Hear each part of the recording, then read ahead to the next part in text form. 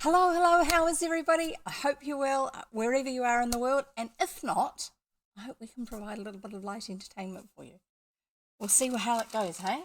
I'm just going to rat around here for a moment because I've realised I didn't sort my snacks thing, and also I want some ears just because my hair is annoying me at the moment. Yes, that sounds weird, but you know, if you've been around here for a little bit, you'll know what I mean.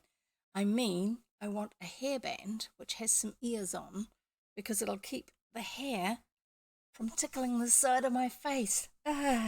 Sorry. That's better. Right. Ha. I have had a busy morning and a busy early afternoon. I picked up groceries from the supermarket. What else did I do? There's been a bunch of stuff. I'm going to natter on for a little while. Give some of the others who may turn up a bit later on a chance to arrive. And then I'll tell you all the proper things that I'm meant to do. So I'm just going to natter to you guys who I know because I know you're here.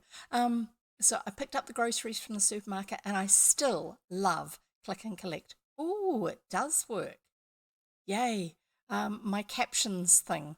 I wasn't sure if it was going to work because I thought it was using a plugin, but it's not using a plugin. It's using the experimental one that's in OBS, my broadcast software, which is great. It's just that now it's gone and turned the word. No, it's kind of working. I'm not sure. It's definitely not picking my words appropriately. I don't think it understands English, Kiwi English. And it does really, really long phrasing on it too. I thought I had it set so it was only doing sort of like 3 lines instead of halfway up my face. How peculiar. And there's not a lot I can do about that as far as I know. So yeah, the other things I've been really busy with today were I finally bit the bullet and did the OBS 28 update because they're 28.0.1 now. So I figured a lot of the initial version issues were going to be sorted. Plus, also, I knew that a bunch of the plugins that I either have or I want to install, the chap who has written those have also been updated, and so that they should work as well. Yeah, so, but then there were some other things like there's an extra connected thing that's meant to work when someone first arrives and first chats. There's meant to be a little pop up that I've created that says welcome, except that it's not connecting to the new version of WebSockets that's built in and things, technical things like that. And my brain is not ready to actually go and cope with finding the information to get that sorted out in a short amount of time. We'll get there. We will eventually get there. As you saw last time, I have the little wee hype cup, that's called, even though it doesn't look like a cup, it looks like a magical sack. That's because, you know, reading's magic. So we've got the little glowy stars. I haven't yet started doing graphics for that sort of thing, so that'll do for now. And that's just meant to be responsive. It's not just for cheers, but it's meant to be cheers, which are bits. It's meant to be subs, follows, all those sort of things are meant to all sort of top it up. And this, eventually, it will come. Not yet, but I wanted to show a picture because I was so distracted last time I streamed when GoReki bought me this through Throne, which is the gifting service that I'm able to use. And as far as I know from the look of it and the scale on the wood grain, I'm thinking it's going to be about this big, but I thought I'd better show you a picture because it was meant to do a little pop-up over here, down below, and it kind of drifted something up the screen, but not well, and so therefore, and I can't make it trigger again, so it's like, oh well, we'll just do it this way. But I am going to turn off that picture because it's going to be distracting for me, and I will find the one that's meant to be for the next part of our story, and I don't know when that is. It's going to be a little while yet, and I'll get on with saying hi to everybody. So first of all, let's put in some chat commands. So there's that one, and then there's, this is for those who are new here, and then there's this one. So the disclaimer is basically about the fact that I don't censor suppose that's a word. Yes, I don't go through and change the stories to suit modern sensibilities, although there are one or two words that I don't use.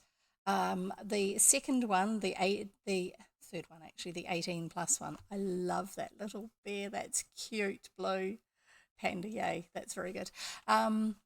The third one, the 18 plus one, is basically because Twitch itself is an 18 plus service. You have to be 18 plus technically to use it, to meet their terms of service. I do not stream as an 18 plus streamer. I don't aim my stream that way, and those of you who know me know that. I refer to this as being a G for grannies rated stream, or PG, maybe for poppers and grannies. But people who otherwise find the internet a scary place, so that they can discover that the internet, parts of the internet, are actually quite okay, and they can enjoy some things that they enjoyed when they were kids, such as these old books I read. But I felt that it was a good idea, and Goreki was the one who suggested it, and so I put it into place that I would actually have that age rating disclaimer thingy on there as well, which says, by engaging in chat, I hereby swear I am 18 plus or over, or over 13 with express parental permission or guidance, because that is the way it's phrased in their terms of service. As such, I will never say my age if under 18, whether or not it's the truth. I agree to be banned if anything I say contradicts these statements. So if somebody comes in here and starts talking about being under 18 years old, having agreed to these terms, then they will get banned. They will not be able to participate in the chat. So I'm not asking you what age you are. I'm not asking you to admit what your age is if you happen to be under 18. So if you are under 18, just about that, okay? Because we don't want to invalidate having the channel here, because it violates Twitch's terms of service. Right, there you go. What else? I suppose I should tell you a few things if you're new here. I'm part of Codex, which is a group of public domain readers. So the logo for that is over here on my Twitch overlay. Now, if you're watching on YouTube, I do have information on Codex, but you probably have to follow a little bit of a rabbit trail to get to it. If you are on YouTube at the moment and you want to come across to Twitch to see what I'm talking about, because I do know I have a number of online friends who watch the videos on YouTube but don't actually see them on Twitch. But if they want the extra information that's available on Twitch, then here's the link. This is my Twitch channel. So if you follow this, Twitch TV, twitch.tv/jevvnz, no full stops in my username. And Jev always has 3 Vs. If it has 2 Vs or 1 V or 4 Vs, it's not me. Not that everyone who uses 3 Vs is me, but there you go. And if you're over on Twitch and you want to actually go and check out my YouTube channel, here it is. Okay, so you just put / after your normal YouTube address with a C for channel, and then another / and the same username, which is jevvnz. There you go. Just as well I put a dark t-shirt on today for you guys. Oh goodness, I hit the wrong buttons. I'll try that again. There you go. And hopefully the timer that I set up with several different things, which I normally also have on my commands, will actually kick in when there's been enough comments, and put up any of those things as is appropriate. I've tried to put them quite a long time apart from each other. Well, apart from the beginning of the stream at least, just so that we don't have too much nagging going on in the chat, because it's got this auto information thing. Anyway, so Codex readers. Codex readers are a bunch of people who read books in their spare time on Twitch, and they are public domain books, or books that either they've written themselves or they have specific permission from the author or the publisher to be able to read them, because technically this is a broadcast situation. So I'm one of them. I only read children's books and I chat with you guys. I fill in lots of time chatting instead of actually reading, but that's okay. People don't seem to mind too much. And if you're over on YouTube, hopefully I would have remembered to put in the chapter markings so that you can skip the beginning chat if you absolutely need to. Sometimes you don't need to if you know that you can. So whatever, we'll see how we get on today. But the Twitch group, Codex, actually have a Twitch team, and that is that's the first link that's in the chat there that I've just given you guys over there. The other link is for our Discord server, and in the Discord server you can find out about book club, which is happening this coming weekend, I think. Now, for those of you in New Zealand, it will be midday New Zealand time. Don't forget, we've got daylight savings starting. Midday New Zealand time on Sunday. So that is the 25th, Sunday the 25th of September. There you go. And we are reading in our own time Orson Scott Card's book, The Speaker for the Dead. Now, Orson Scott Card is the chap who wrote Ender's Game, which a bunch of us have seen the movie of, and other ones have read the books. The book. Quite a powerful kids sci-fi. Speaker for the Dead is also, but it's in a different way. And I found the first part of it a little bit hard going, and then after that I've actually got more and more into the story. But I'm listening to an audiobook because my brain is not coping with that level of intense sci-fi thinking at the moment in terms of reading. So it's okay, you don't have to actually have read the full unabridged text version of the book, or even own a copy. You can borrow it from the library, which is what I'm doing for my audiobook. It's just through the library. But if you want to actually be part of the discussion, go and find out what's going on over on the Codex Discord server. There is a channel within the Discord server which is about book club, and you'll find out the information there. And if you can't find the information, ask. Because there's plenty of people there who are happy to tell you all about it.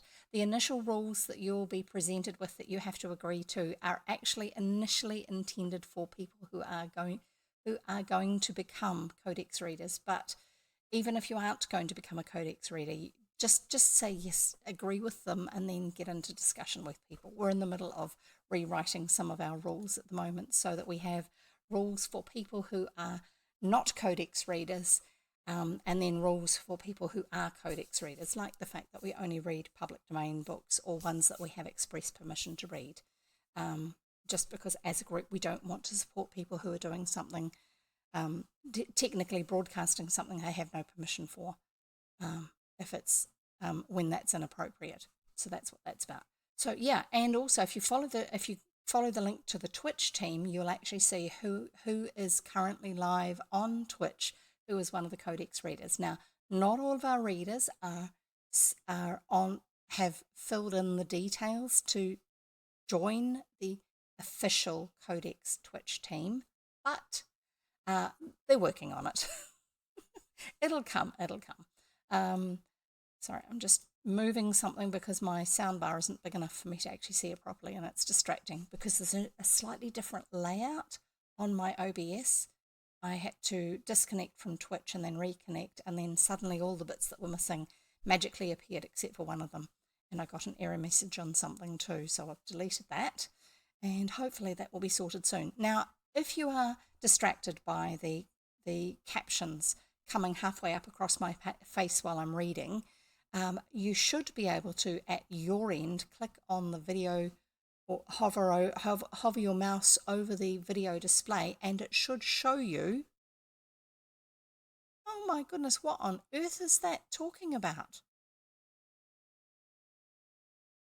I was just reading those captions and none of them seem to be anything like real. Now they are, but I don't know what they were talking about before. Hi Squibble, great to have you here. Good to see you. Squibble does artwork online, and she possibly does artwork offline too, but I only ever see her doing it online, obviously. Anyway, so I'll just finish off what I was saying and then I'll give Squibble a shout out. So yeah, if you go across to the Twitch team page, you'll see who's currently live of the ones who have officially joined the Twitch team. That we do have more readers than that. It's just not everybody's done all the digital paperwork for that. And actually, if there's a list, the list of other readers is, I think, over on the Codex Discord server. So if you want to find out who else then go over there and ask them what they do for their day-to-day jobs, because not everybody's given that information. And I'm intrigued by the wide variety of people we've got within the Twitch, within the Codex group. So we've got librarians, school teachers, actors, voice actors, audiobook narrators, and I'm sure we've got a bunch of other people too. I'm fairly certain one of our number is living full time in a travel house. You know, like not a caravan, not a camper, but something else like that. They're actually living on wheels, and traveling, and they stream when they have enough mobile signal to stream. I think something like that. All sorts of things, and there's such a wide variety of personalities and styles too. So, like I said, I read children's books, but most of the others read books that are written for an adult market. So not dodgy stuff necessarily, but just not written specifically for children, although they will from time to time read a children's book or part of a children's book. That's the other thing, is not everybody reads a whole book.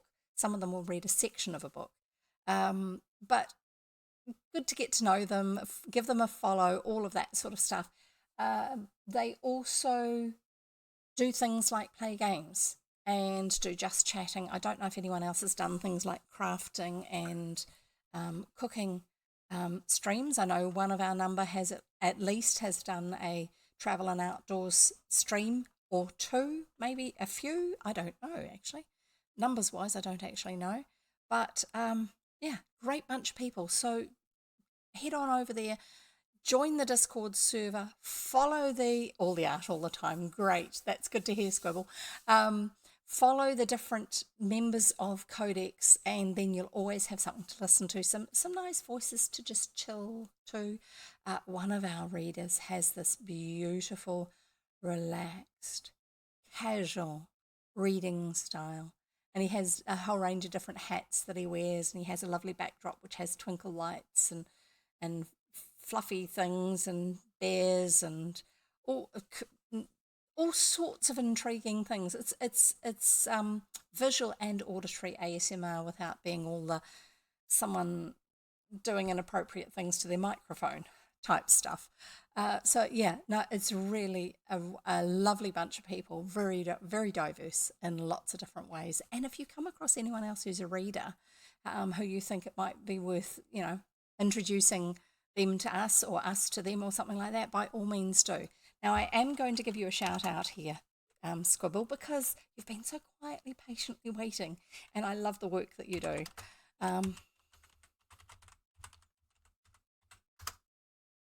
Yes, it worked.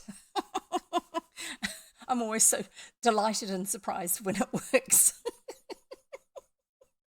Hi, Q. Great to have you here too. Lovely to have you here. So, Q, that's coleslaw. Sorry. I have a tendency, and I don't know if it's something that other people do or not, but I have a tendency to shorten people's name down to something where I'm not going to get into trouble for reading out a name that may have some inappropriate sections in it. But it's not a deliberate thing. I just do it. So it's not a if I shorten your name, it's not a comment on your name. It's a comment on the way my brain functions in general. So that's all it is. So there you go. There's coleslaw's shout out as well. And we've got a bunch of commands like lurk and things like that. There's not a lot of really fancy things that are going on ours yet. We'll get there. I had been going to do a bunch of alerts, proper ones where you get little things happening on the screen, apart from the ones just dropping into the hype cup. But it hasn't happened yet. I actually thought that it was more important to get OBS updated and working solidly. So far, apart from having to delete a plugin, which was basically just deleting a DLL file that was in one of the folders, which I was able to find easily enough. Apart from that, everything seems to be going okay, but I'm not impressed with the current captioning system. And half the time it's not working, as in it's not showing any words, and then the other half of the time, the words it's giving don't seem to be anything like it. like buckling under. I don't remember saying the phrase buckling under or Windsor or anything like that. And it's like, oh my goodness, I think I'm going to have to go back to using whatever it was I was using before for my captions, except I'm going to have to find it. I don't know what it was. And I'm pretty sure that the plugin for that one has been updated.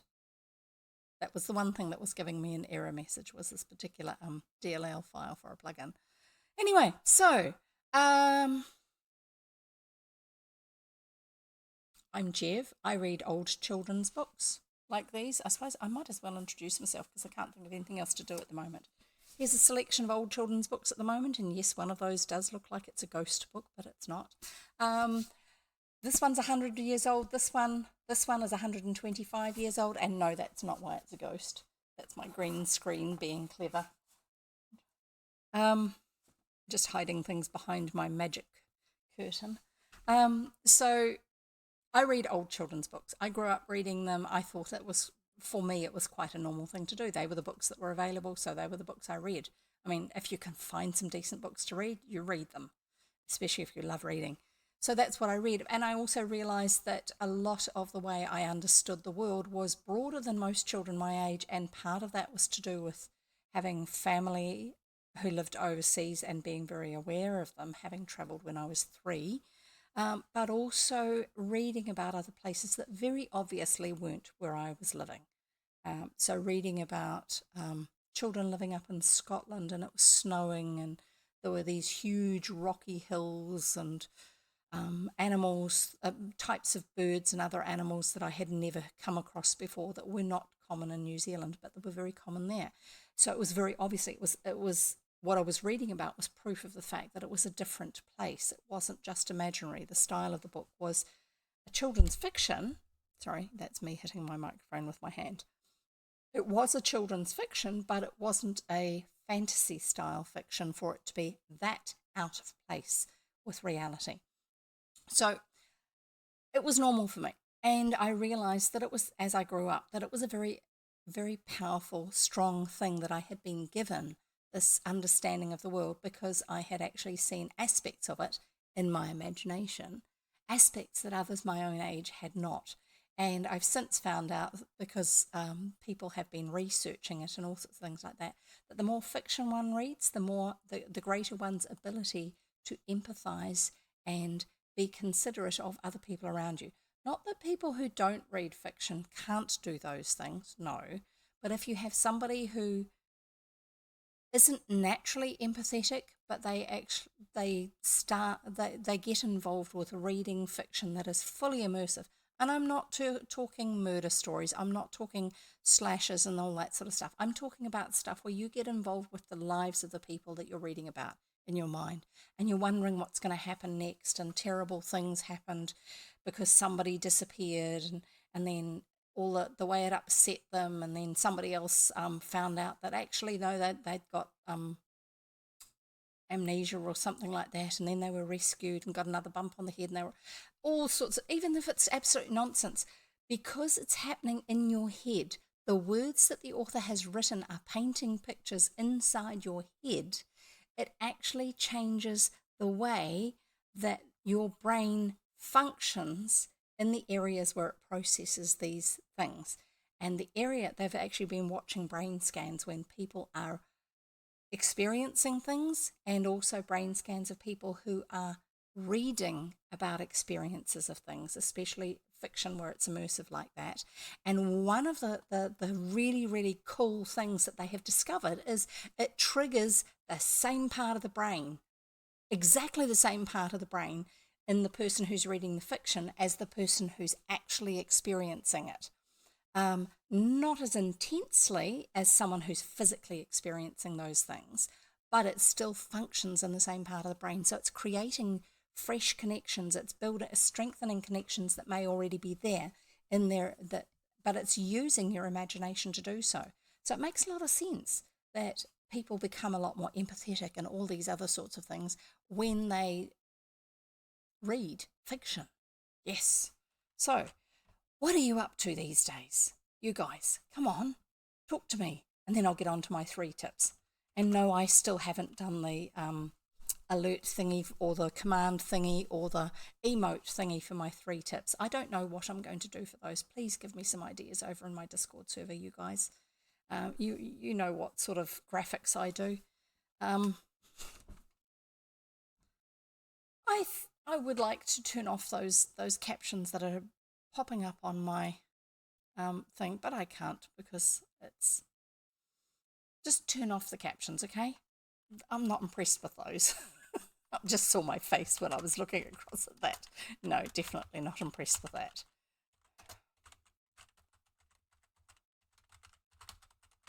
And I'm just giving another shout out there for Jonathan, because Jonathan is another one of our regulars here.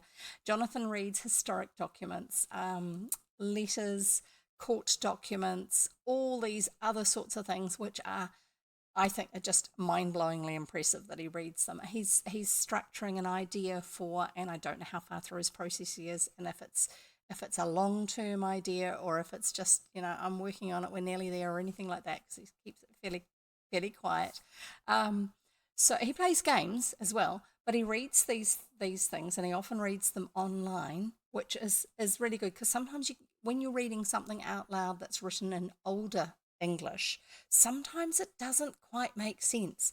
And if you've got other people there in chat who can then describe what they think the word is or how it's pronounced, even none of us have got particular skills at proper phonetic spelling, or where you have special symbols for anything like that, none of that, but just sort of like where you say, this bit to me sounds like you meant to say it to rhyme with that word, which will be a known word, that sort of thing. And sometimes when you hear something said differently, suddenly it takes on a whole other aspect of meaning to it because of the connections with root words and common words and all that sort of stuff. Anyway, so Jonathan's putting together a game that's based in the Tudor period.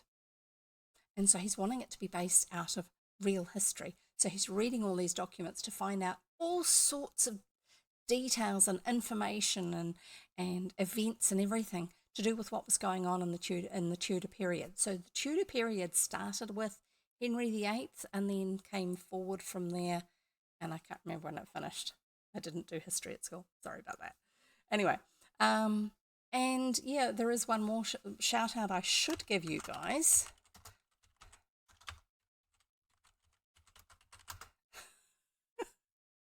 So there you go. Sorry I didn't give you that before, Blue. I have a really neat bunch of friends and people that I hang out with and all sorts of things like that, and I'm enjoying even more of that with streaming, because it's a great way to actually discover people that you otherwise don't know. You don't need to be stuck with just the people who live just down the road from you or next door and over the fence. I love it. It's great. And also, like, I've got another friend who lives in Wellington who streams lots of shooting games, whatever they're called, shooting games. And there's no way I would ever play them because I just don't have the ability to do things with the right sort of timing and coordination that those sort of games take. And also, I'm more of a story mind. So games I play tend to have more story to them rather than action. But I'll happily watch him playing his games because the way he plays is cool. But on top of that, the community that he has, the people that are in chat, the people are interacting with each other, and sometimes he'll have some of the other friends of his will be in game with him as well. Sometimes it's not. He'll just be playing with randoms from all over the world. But it's really neat because it stretches your mind into other areas that you otherwise wouldn't get into. So yeah, it's the same with our codex readers. I love it. I love the fact that we can have such a wide range of people and interests and things. So time for the 3 tips. Here we go, guys. So as a fairly new person here in this context, yeah, thank you, Squibble. I'm great to know that other people feel about it the same way. So Squibble has just said, I am the same. I enjoy hanging out and seeing people play games I can't play myself. Yes, tip time. That's the one, Jonathan. I have 3 tips for you, especially if you are new here. But if you aren't new here, let's see if I ever get the words the same from time to time so that it can become quotable. So tip number 1, drinks. Tip number 2, snacks. And tip number 3 is comfort. So drinks, what do we have? We always have water. Have water because your brain and your body will love you for it. The more water you can drink within reason, and it's more than you expect, the better your body and your brain will function. So I wave that one at you because I love that bottle. I really do. I was really happy when I got it. But I don't tend to use it when I'm reading on stream these days because it's, as you noticed, it's rather tall and rather skinny, and I can be a little bit clumsy. I wave my arms around a lot, as you've seen. So it's not the safest water bottle to drink from. This is safer. It's more solid. It's wider. It's not as tall, and it holds more water too. So I'm speaking of which, I'll just have a quick drink. So, still part of drinks.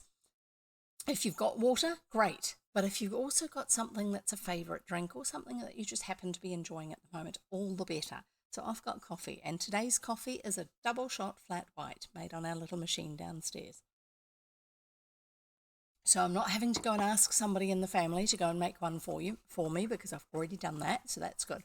Now, tip 2 is snacks. What do we have in the snack barrel, in the treat jar?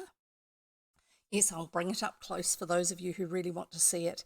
It's a coffee jar, and there's actually, if it doesn't work for you as a QR code, that's not a problem because there's a link for it just over there. You can see it, so you can type it in yourself. I mean, yeah, it's not a clickable link. Actually, there's probably a clickable link here.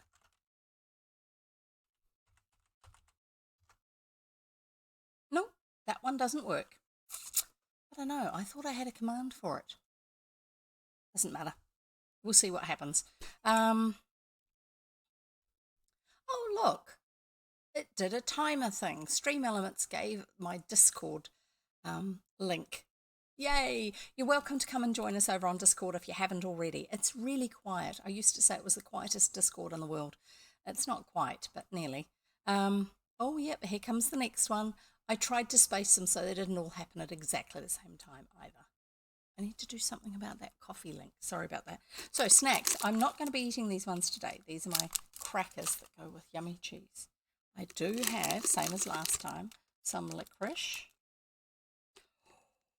Ooh, I forgot these were in here. Ginger nuts. That sounds good to me. What do you reckon? Kiwis. What do you reckon, you Kiwis? Kiwis. A kiwi is the nickname that we as New Zealanders have given ourselves, and we've had it for a long time.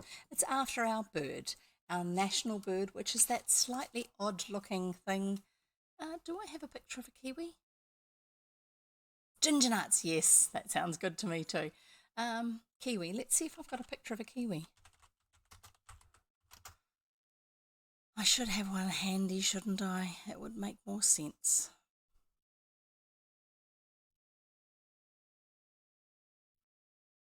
I like that one. Let's save this and then put it up in the background somewhere so you can see it.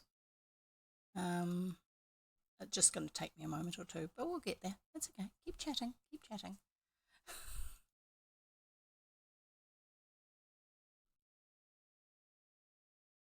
Now, if you are from overseas, you may be familiar with a particular type of fruit called, in your country, a kiwi.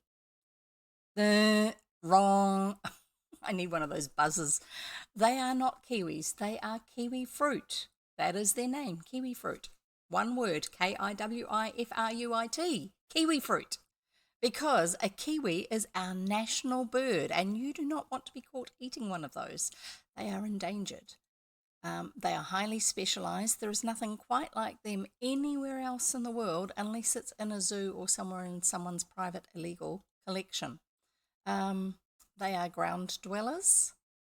What else? Something else special about them that I can tell you? Oh, there's a picture that might help you to see. I'm trying to find a picture that will show you.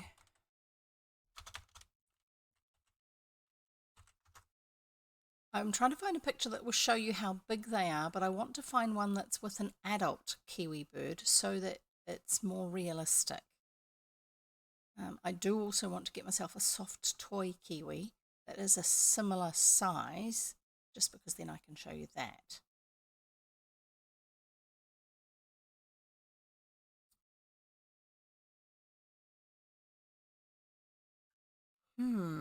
Largest, yeah, largest egg relative to body size. That's exactly it. A kiwi bird has an egg that's about this big. An ostrich has an egg about this big. A kiwi bird is about this big. An ostrich bird is about this big. You know, ostrich egg, ostrich bird. Kiwi egg, kiwi bird. It's significant, the difference. Yes, their noses are at the end of their beaks so that when they're feeding in sand, they can sniff and then blow out the sand, and they're very snuffly, that's right. But their nostrils are right down the very bottom end of their beak, not up here, which is where most birds are. And it means that when their nose is under the ground, their beak is under the ground, they can smell the bugs, the grubs, the worms that they are looking for with their really long beak. And I think I've found another picture that is going to show you a good idea of the size of an adult kiwi. In the picture, they kind of look a reasonable size, but for how big their egg is, they're not. Seriously, they are a slightly oddly proportioned bird and egg. Really. Let's see if I can get this to show for me. If we put that way. Oh, good.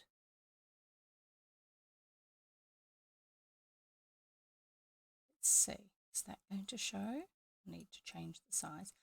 One of the things I am liking about the new version of OBS is it shows you, if you're a person who moves things around a lot, it shows you the offsets. So I've got, at the moment, there's a rectangle up here on the screen that's up here, and then it's got a line that goes out this way to the edge of my overlay, and it says how many pixels across from there that side this side is from the outside edge. So I can actually figure out things a lot better visually than what I used to. So that's good instead of guessing at it. So there you go. That's a kiwi. A rather odd looking bird. And they have little stubby wings that are sort of like a little wee bit on the side there, a little bit like not even shorter than a penguin's wings are, because they swim underwater. They fly underwater with their wings, but kiwis don't fly at all, and their feathers are not suitable for flying. They're kind of a weird stringy fluffy thing rather than being a sleek feather where the strands of the feathers hook together and hold on to each other. So there's a kiwi, and we will find the picture that shows you a kiwi when it is in someone's hands. It's just, I have to change the view on this so I can see which one it is. Oh, I sit there with my hand up for ages, don't I? Oh, and yeah, if you tell a kiwi person that you really like kiwi, they're yummy for breakfast, this is kind of the picture you're drawing in their heads. Let's see. See? The bird being sliced to have his fruit. No, don't do it. It's kiwi fruit. You other people around you in whatever country you're in are probably not going to have a clue what you're talking about, but just call them kiwi fruit, okay? Trust me on that one. Yeah, absolutely, oh no, especially when you see that they are such a treasured creature in New Zealand. Look how long that nose is, that beak. Look how long that is. It's incredible. So that's a large one. They don't really get much larger than that. Basically, they check up on known populations of kiwi that are living in the wild. They make sure that they're good and healthy. We have a breeding program in various ones of our local zoos in New Zealand, and they do look after them in such a way that they can be released into the wild and live in the wild safely, and be able to do the things that they would normally do in the wild. They have very strong legs and can kick with them, but if a dog comes and goes to pick it up, even if it's meaning to be helpful, to retrieve it, to take to someone who can care for it, dogs don't understand is that their canine teeth, the big pointy ones, will actually go through this hump of their back up here, through between the ribs and pierce their lungs, and then they die. So they're very vulnerable. They are nocturnal birds. They snuffle around in the dark at night looking for worms and other things like that, just poking their beak down into the dirt and looking for these. And yeah, it would be absolutely wonderful to be able to pat one. I have been very close to one without them being in the Kiwi house behind glass at the at Auckland Zoo, because they've got the Kiwi house there, which is a building which is kept reasonably dark inside, and then there's a glass wall, and on the other side of this glass wall is an area with trees and shrubs and all sorts of plants growing and dirt, and then the Kiwis actually live in that part of it, and so you go in and see them, and it's technically it's night time for them, even though it's daytime to us, because that's when the zoo's open. And you can see them, you can hear them because they have microphones in there, so you can hear the sound through the speakers, and you don't disturb them too much. Yeah, me too. I'm like that. I'm like a Kiwi looking for snacks at night, quite often. So Jonathan says, I worked for a week at Orana Wildlife Park in Christchurch and got to feed them. It was all right. The worms they ate were smelly. I'm not surprised. But yeah, I went to the zoo one time with my children as part of a, sorry, it was Coleslaw saying that about snacks, as part of a school trip, but it was a small school trip with a little local Christian school. And we were homeschooling, and they said, look, if you want to go to the zoo, you can come with us. You'll have to drive yourself down for insurance purposes, but you can come in with us. You can get the ticket entry rate that we get, and also you can be part of the educational talks and stuff that they give, because that was what they were doing, rather than just being a general visitor. So one of the things they did was they took the zoo works very much as an educational place these days, especially for organised trips. They have an area where the children sit on this seating that's around a small enclosed, a small space, and then different ones, the keepers who work with certain animals will come in, and it will be prearranged with the school. And they brought in a moorpork, and they also brought in a kiwi. And showed them to us so that we could understand what they were really like, what their vulnerabilities were, and things like this. And I can't remember what the issue was with the kiwi, but I remember thinking that their feet and their legs were very, very solid. Well, they spend all their time walking, not flying, don't they? But really, really intriguing seeing them. And you see this scruffy sort of wispy, stringy feathers. It's not what you expect for feathers for birds. And then the other one, the moorpork, which is the ruru, isn't it? Is that the one, you guys, you other Kiwis? Isn't it ruru? That's it's Maori name for moorpork. Please, I hope I got it right. And they have one that lives there that was a rescue, and yes, good ruru. And it could never ever go and live in the wild because of some issue it has with its feet and its skin on its feet, which was never ever going to be robust enough to live in the wild and look after itself. But it's one that they've trained up to be handled so they can talk about it with children. Children don't touch them, but the keeper will carry the bird on a safe glove and be holding one of the feet as well if necessary, and hold out without hurting the bird, hold out one of the wings like this so you can see all the feathers that are inside under the wing. And we think of them as just little brown birds, but they have so many shades and tones of brown in those feathers on under the wings and across the chest, not just the colours that you see on the back of them and on the shoulders, but they're really, really cool birds, and they're not very big. Ruru are probably only about the height of my head.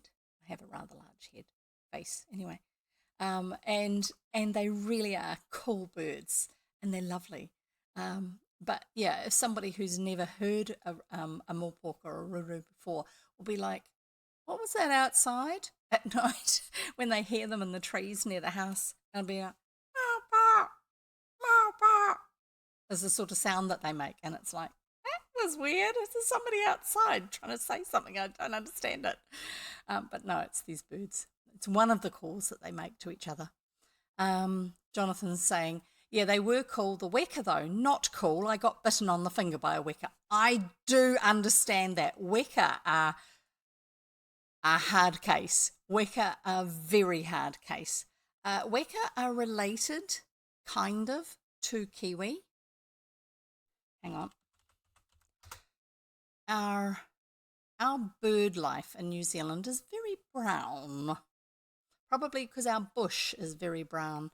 Now, where I live in New Zealand, we have an island, and I'm pointing behind me, not to the little house that you can see in the picture, but out my window over that way, there is Kowau Bay, which is a semi-enclosed area of the ocean.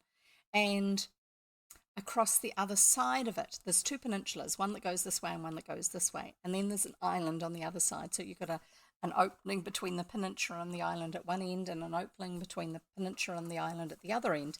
And that island that fills up that gap is called Kowau Island. So it's parts of it are a park, a reserve, and it is the wildlife there is kept safe, not somewhere where you can go and do things and disrupt them and all this sort of stuff.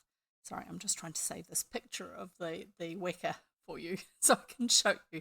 They are a day bird rather than a night bird, among other things. And here is the weka. Let me get it for you.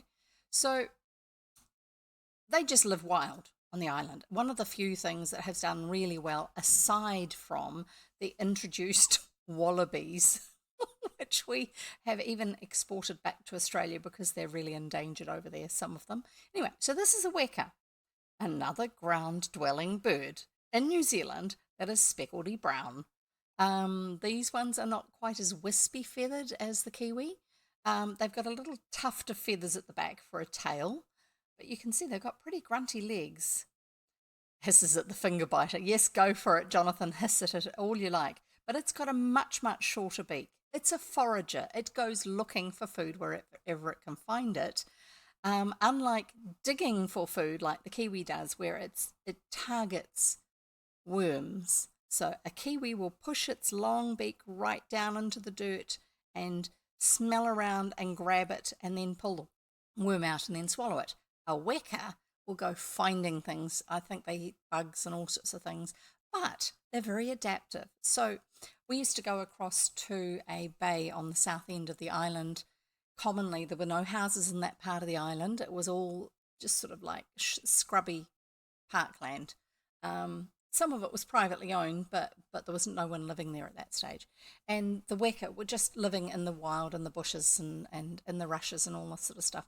And so we would go down to this beach. It had this beautiful sandy beach, unlike the beach that's just down the hill from me. It's not that sandy, lots of shells and stones.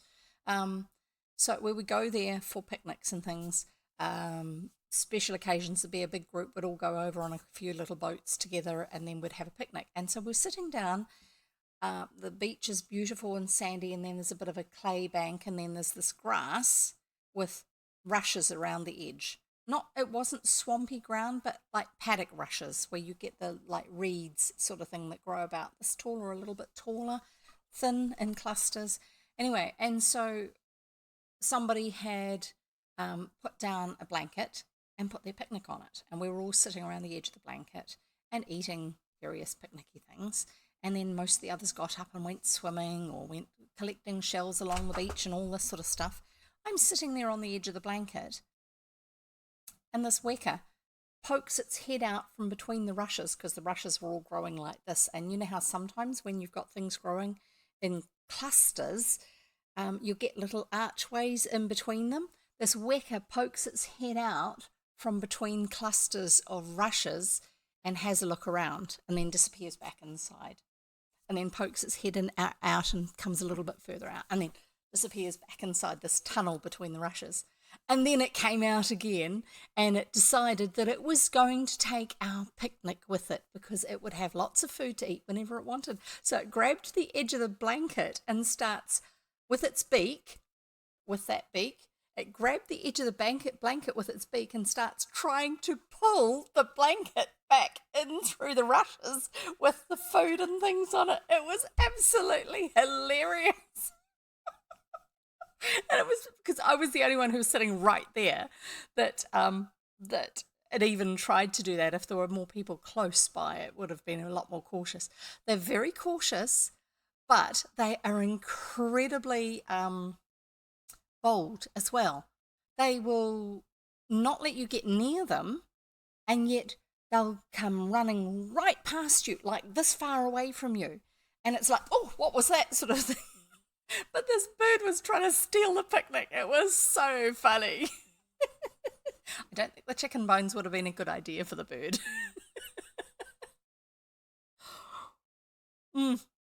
Very naughty, but also awesomely funny. Oh, goodness me. It was so much fun. So much fun. And I'm really, really sorry that you got bitten by one, Jonathan. I'll go and take that picture away now. There you go.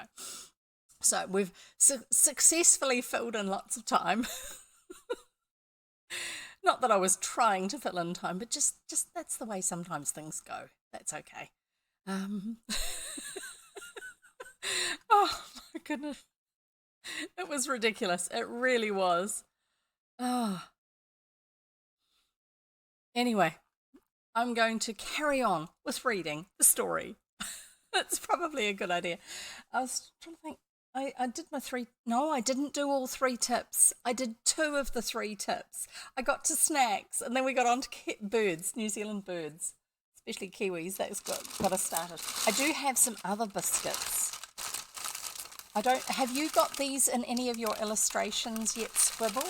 Because the colours always make me think of your illustrations.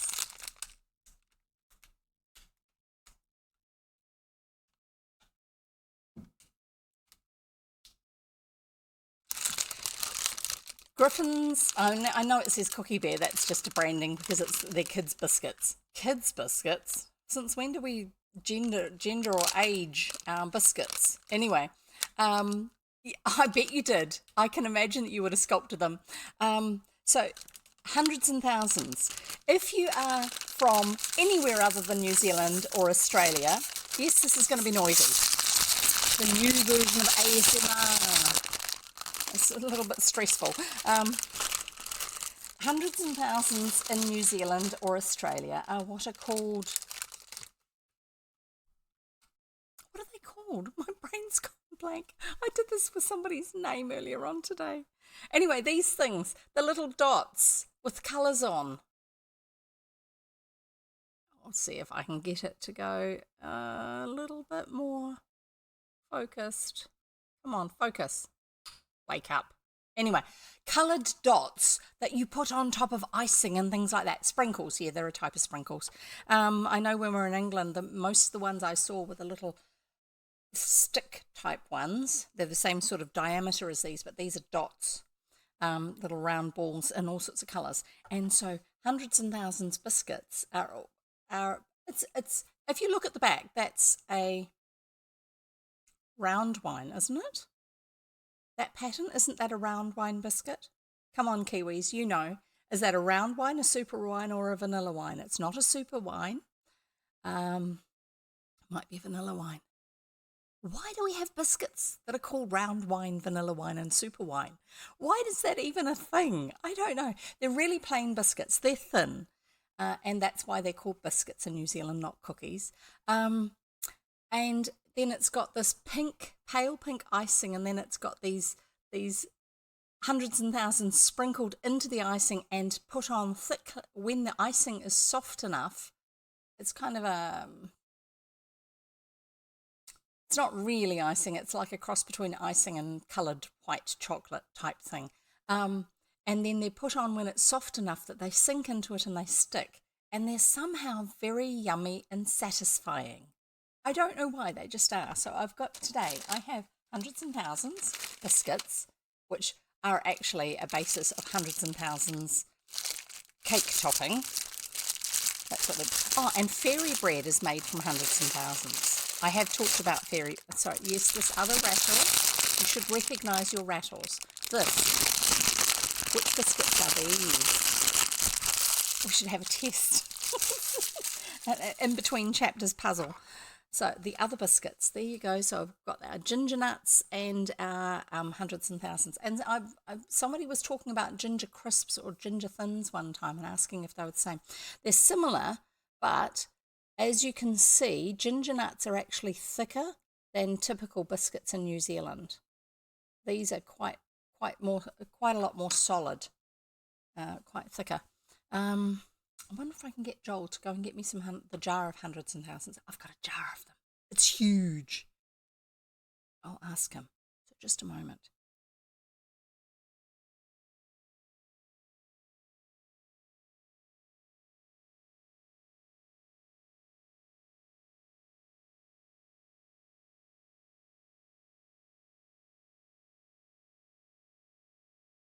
Sorry, it goes very quiet when I'm not talking, doesn't it?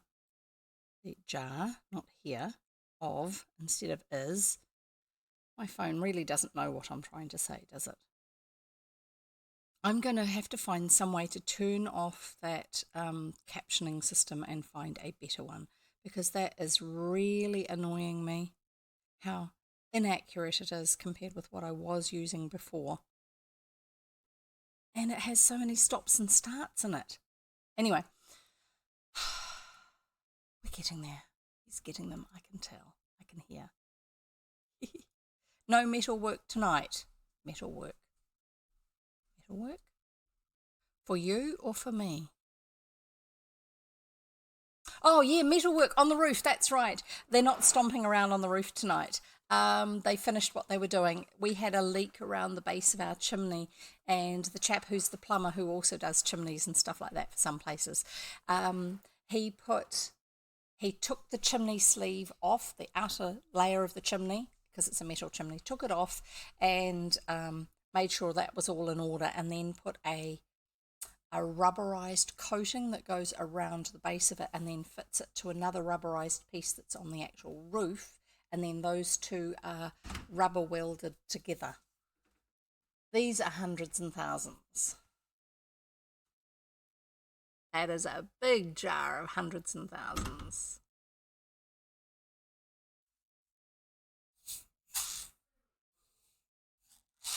Joel says rainbow sprinkles. You could use them as an instrument. So these are the super bright ones that kids really love, as opposed to the ones that are probably more appropriate for kids for eating and things like that.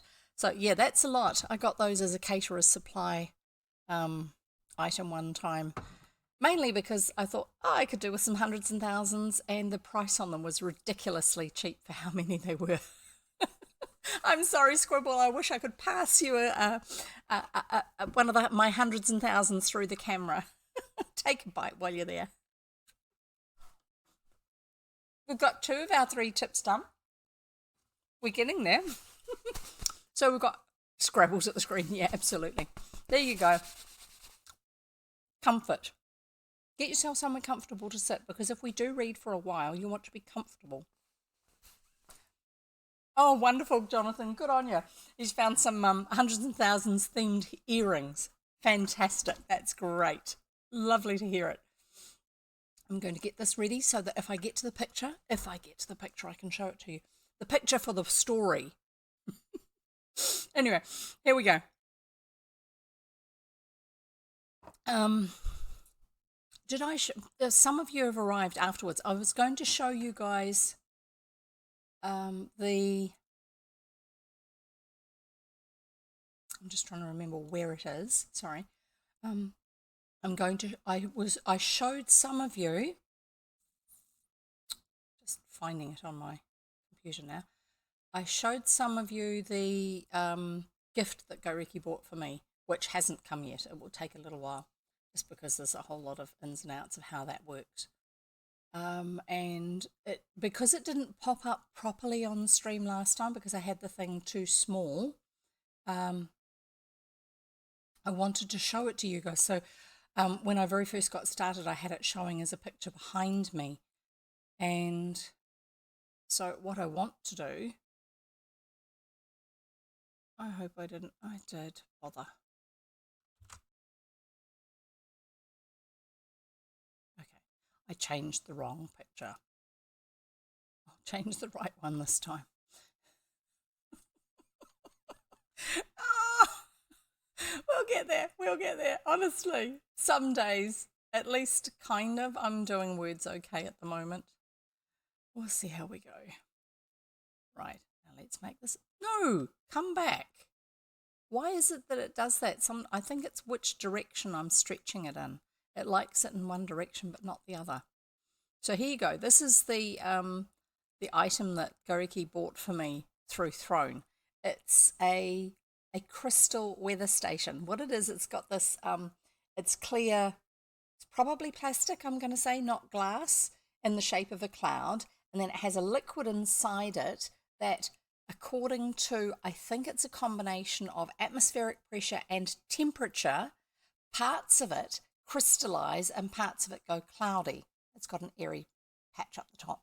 And it's meant to correspond to what the weather is doing.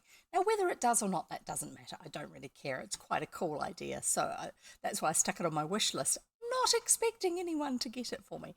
So I will show you the real thing when it finally comes, and I'm expecting it's probably only going to be about this big. I couldn't find any information that actually says what it's like. And I'm hoping once I get my office set up properly with my reading spaces and bookshelves and things like that, to have things like this and my moon lamp, which I finally got the stand of it put together properly, and my book lamp,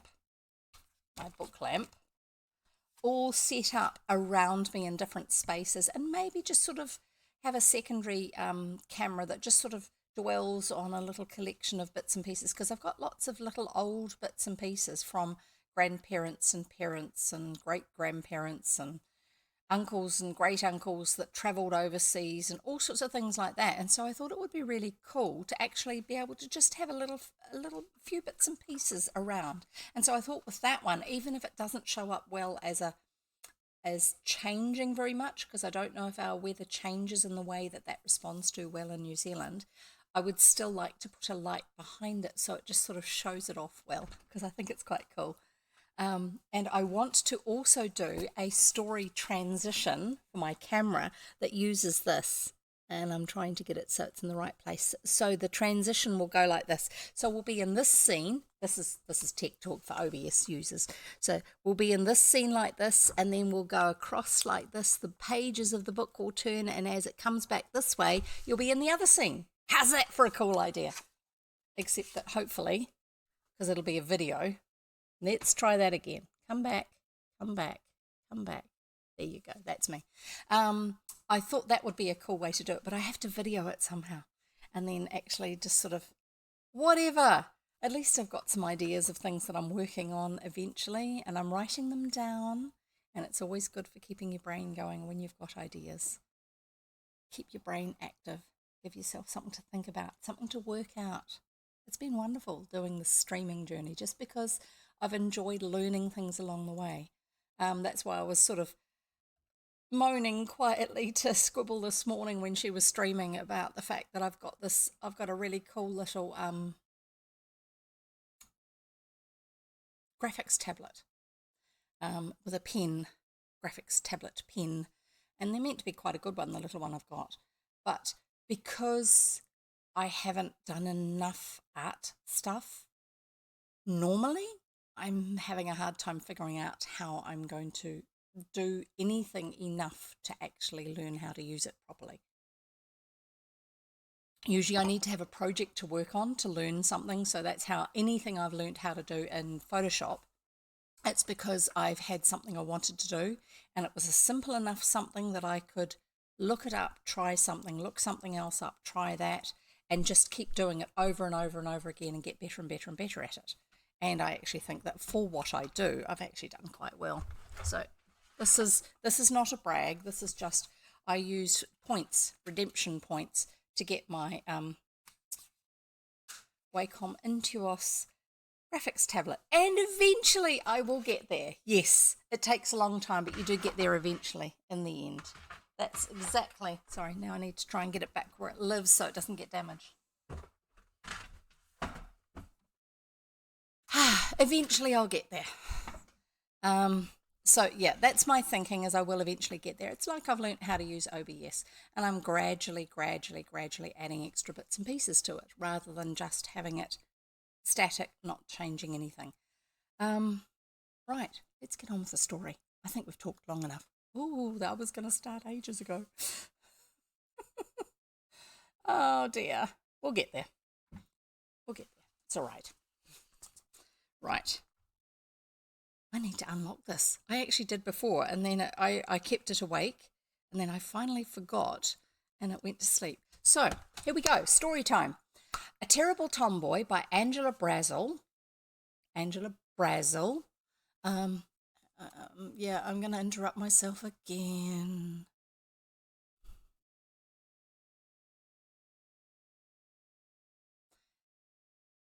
Brazel, like the Brazel, not the country. That's what Go Riki said last time.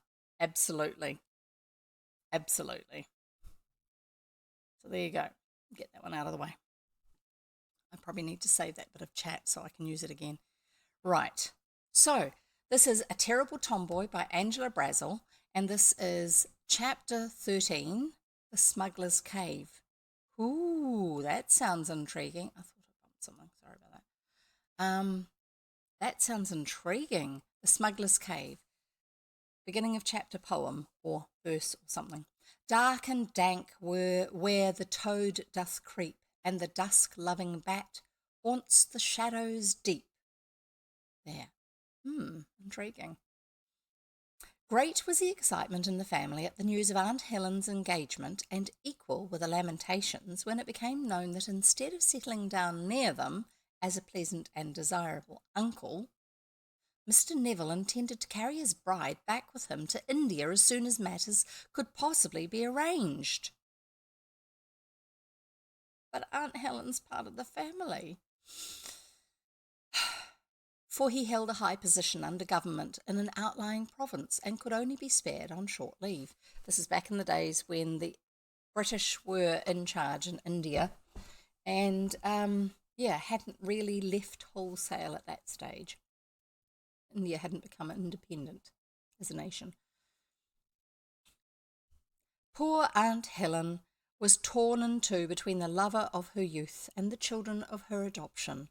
But I really believe when she saw Bobby's tears that if father had not put his foot down firmly, she would have thrown up everything and clung to her bairns. Bairns are children. B-A-I-R-N-S. Yeah, dictionary.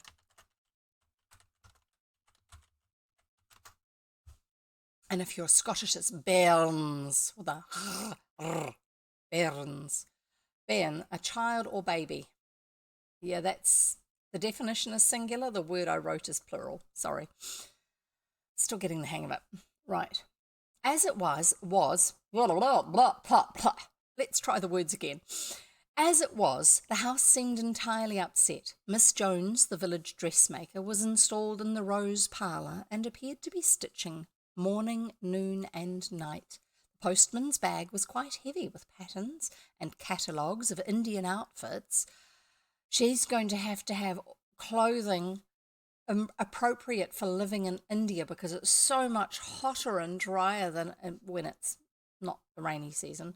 It's so much hotter in India than it is in England. You definitely don't want to be wearing English clothes in India. Not if it's one of the warmer parts of India, which most of it is. Anyway, carrying on.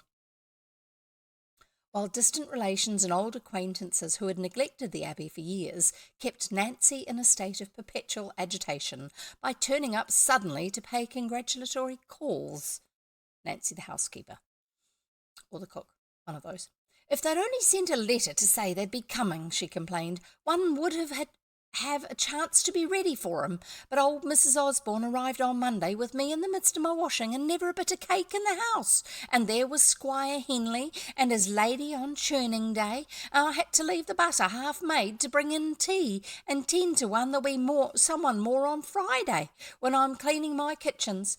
What with visitors all days of the week and Miss Jones with her snippings and mess in the parlour. That's the lady making the clothing.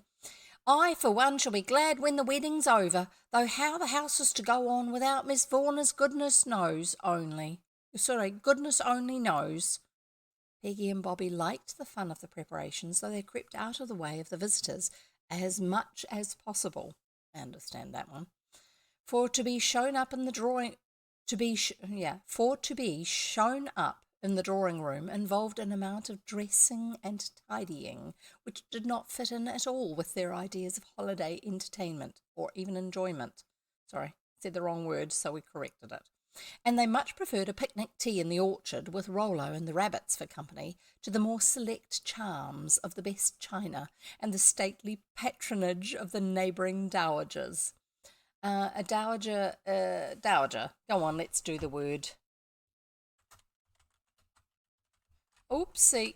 Need to actually put the command in first. Let's see if it's got a dowager, a widow holding property or title derived from her late husband. There you go.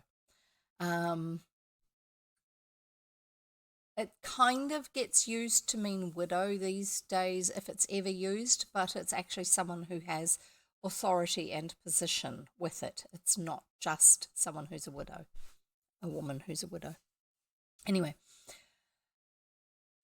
trying to find where I got to. The patronage of the neighbouring dowagers.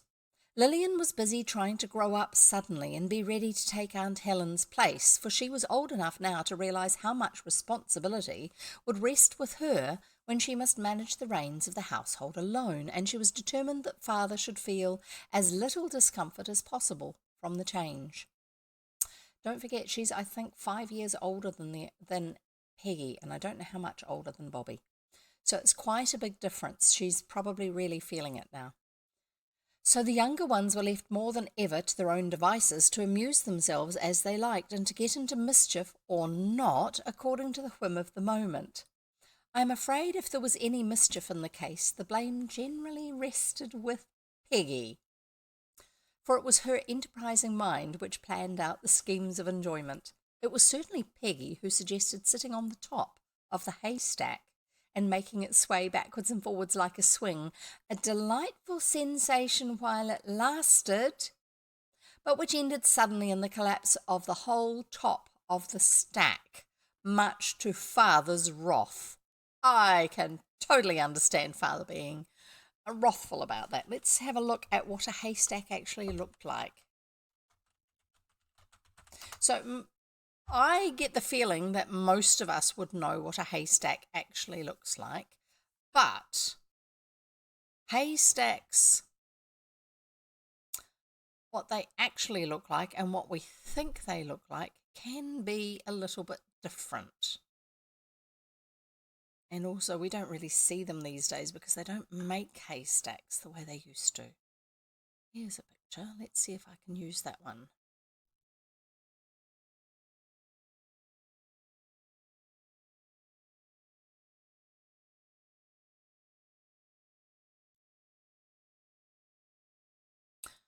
I know, we'll use a painting. That's probably an easier way to do it, isn't it?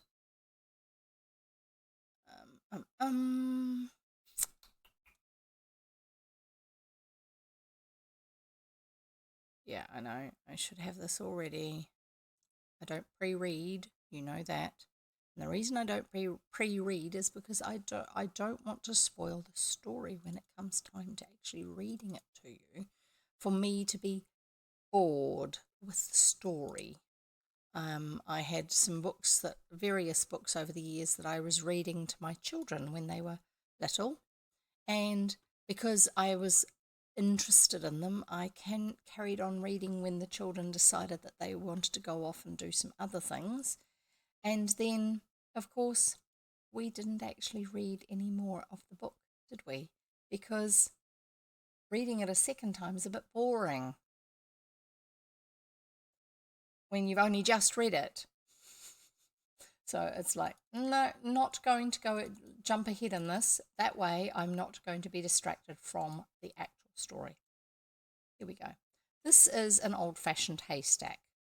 No, come back. Yes, sorry. I shall pull that the other way. I need to learn what those bits of information are about how they've decided. So this is the sort of image that I have in my mind of what a haystack is.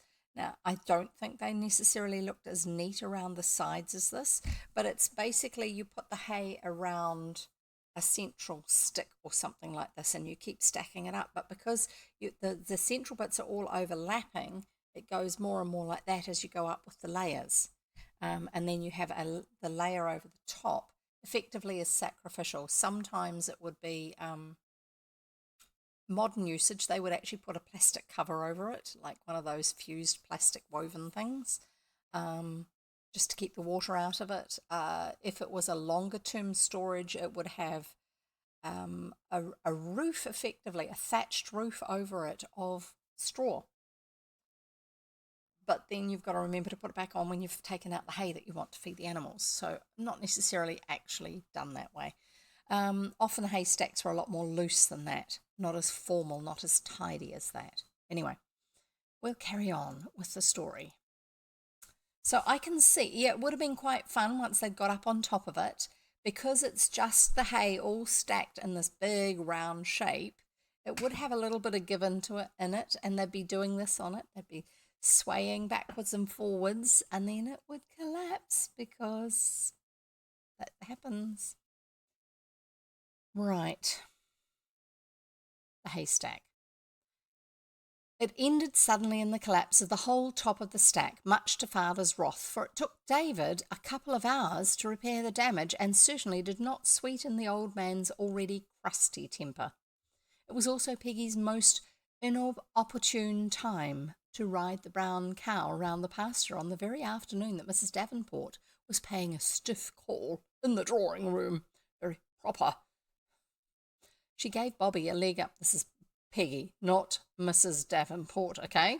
Just in case you were distracted by the grammar.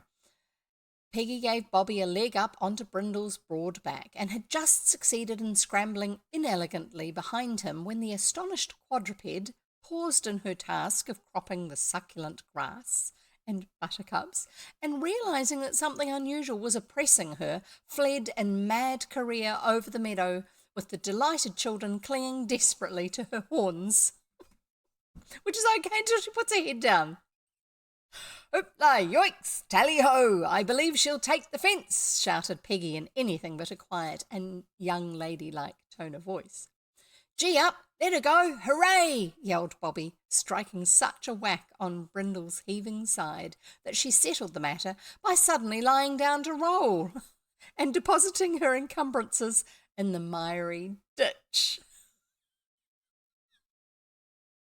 Oh my goodness. The children jumped up in fits of laughter, but they sobered down considerably at the sight of the shocked faces of Aunt Helen and Mrs. Davenport, who were walking towards them over the pasture. Oh my goodness. Mrs. Davenport was a tall, majestic, long-nosed lady, the wife of a clergyman in a neighbouring village. She ruled both the parish and her meek little husband with a rod of iron, and her mission in life seemed to be to find out that everybody else was wrong and to try and set them right again. She had 5 darlings of her own, in whom she could see no fault, and whom she invariably held up as models of good behaviour to all the children of her acquaintance. Oh no. Poor kids, those poor kids. Peggy and Bobby loathed the little Davenports, who were mild, pale, neat-looking little girls, so alike that each one seemed merely a copy of the next, a size smaller, and who always wore gloves, even in the garden, and never dreamed of tearing their pinafores or using slang, and went on prim little walks with their governess, instead of scrambling over the fields. And I grieve to say that on the few occasions when they met, they had taken such a positive pleasure in leading their inoffensive companions, got lost on the page, their inoffensive companions into places which resulted in soiled dresses and dirty boots, that Mrs. Davenport discouraged the acquaintance as much as possible, never feeling even easy even for the life and limbs of her progeny, when they were in the society of those terrible young Vaughans, and revenging herself by scathing remarks upon the manners and deportment, which were extremely trying to the feelings of Aunt Helen, who naturally thought her children superior in every way to those mealy-faced little Davenports who look as if they had not the strength or spirits to enjoy themselves even if they were allowed to try. Mrs. Davenport came up now, picking her way daintily over the pasture in her best dress and expressing her disapproval in her usual emphatic tones. "I hope you are not hurt," she said, eyeing Peggy severely, and distinctly hesitating before she accepted the grimy hand which that young lady offered in the agitation of the moment. "Such an accident might have proved most serious. I have known a child develop a spinal complaint from far less fall, and I should have thought you were old enough, Margaret, to restrain your brother from such foolish feats, instead of encouraging him. Dear me, you must be nearly 12. That must mean that Lillian is now nearly 17. Ooh, that's if I remember that correctly, that it's 5 years difference. Dear me, you must be nearly 12, I believe, the same age as my Bertha, and she is already beginning to help me with the parish accounts, and spends all her spare time knitting for the deep-sea missions. I am thankful to say none of my girls are tomboys. If you will take my advice, Miss Vaughan, you will urge your brother to see at once about getting a good, strict governess to take charge of these children when you leave. A little wholesome discipline is just what they require. I'm sorry, I got lost again. Indeed, I know of a lady who would exactly suit him, not too young, but still most energetic. Lived 7 years with my cousin, the Honourable Mrs. Littleton, at Brotherton Hall, and just leaving, having prepared the youngest boy for school. And I can assure you, their manners are everything that could be desired, and she is able to impart a style and a finish which, living so wholly in the country, is most important. A truly admirable housekeeper. Your dear Lillian is, of course, young and inexperienced, and—" But here Mrs. Davenport's remarks, which had been wafting along in gusts, died away in the distance as she departed down the pasture to inspect the hen coops and hint broadly for the gift of a couple of young pullets. A pullet is a laying hen, a young laying hen, I think. Let's check the dictionary, shall we?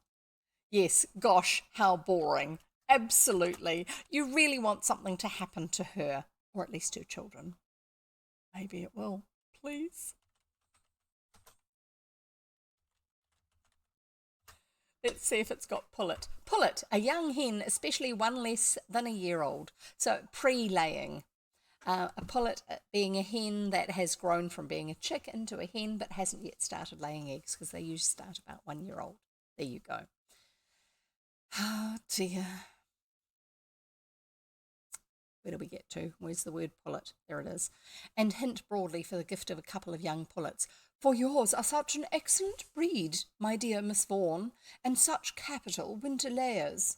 So obviously they've got a good variety of chickens, a good breeding variety. I've shown you pictures of chickens. I don't need to do that again just now because we've already taken so long on the weckers and the kiwis and the I don't know what else. Anyway, that's all right.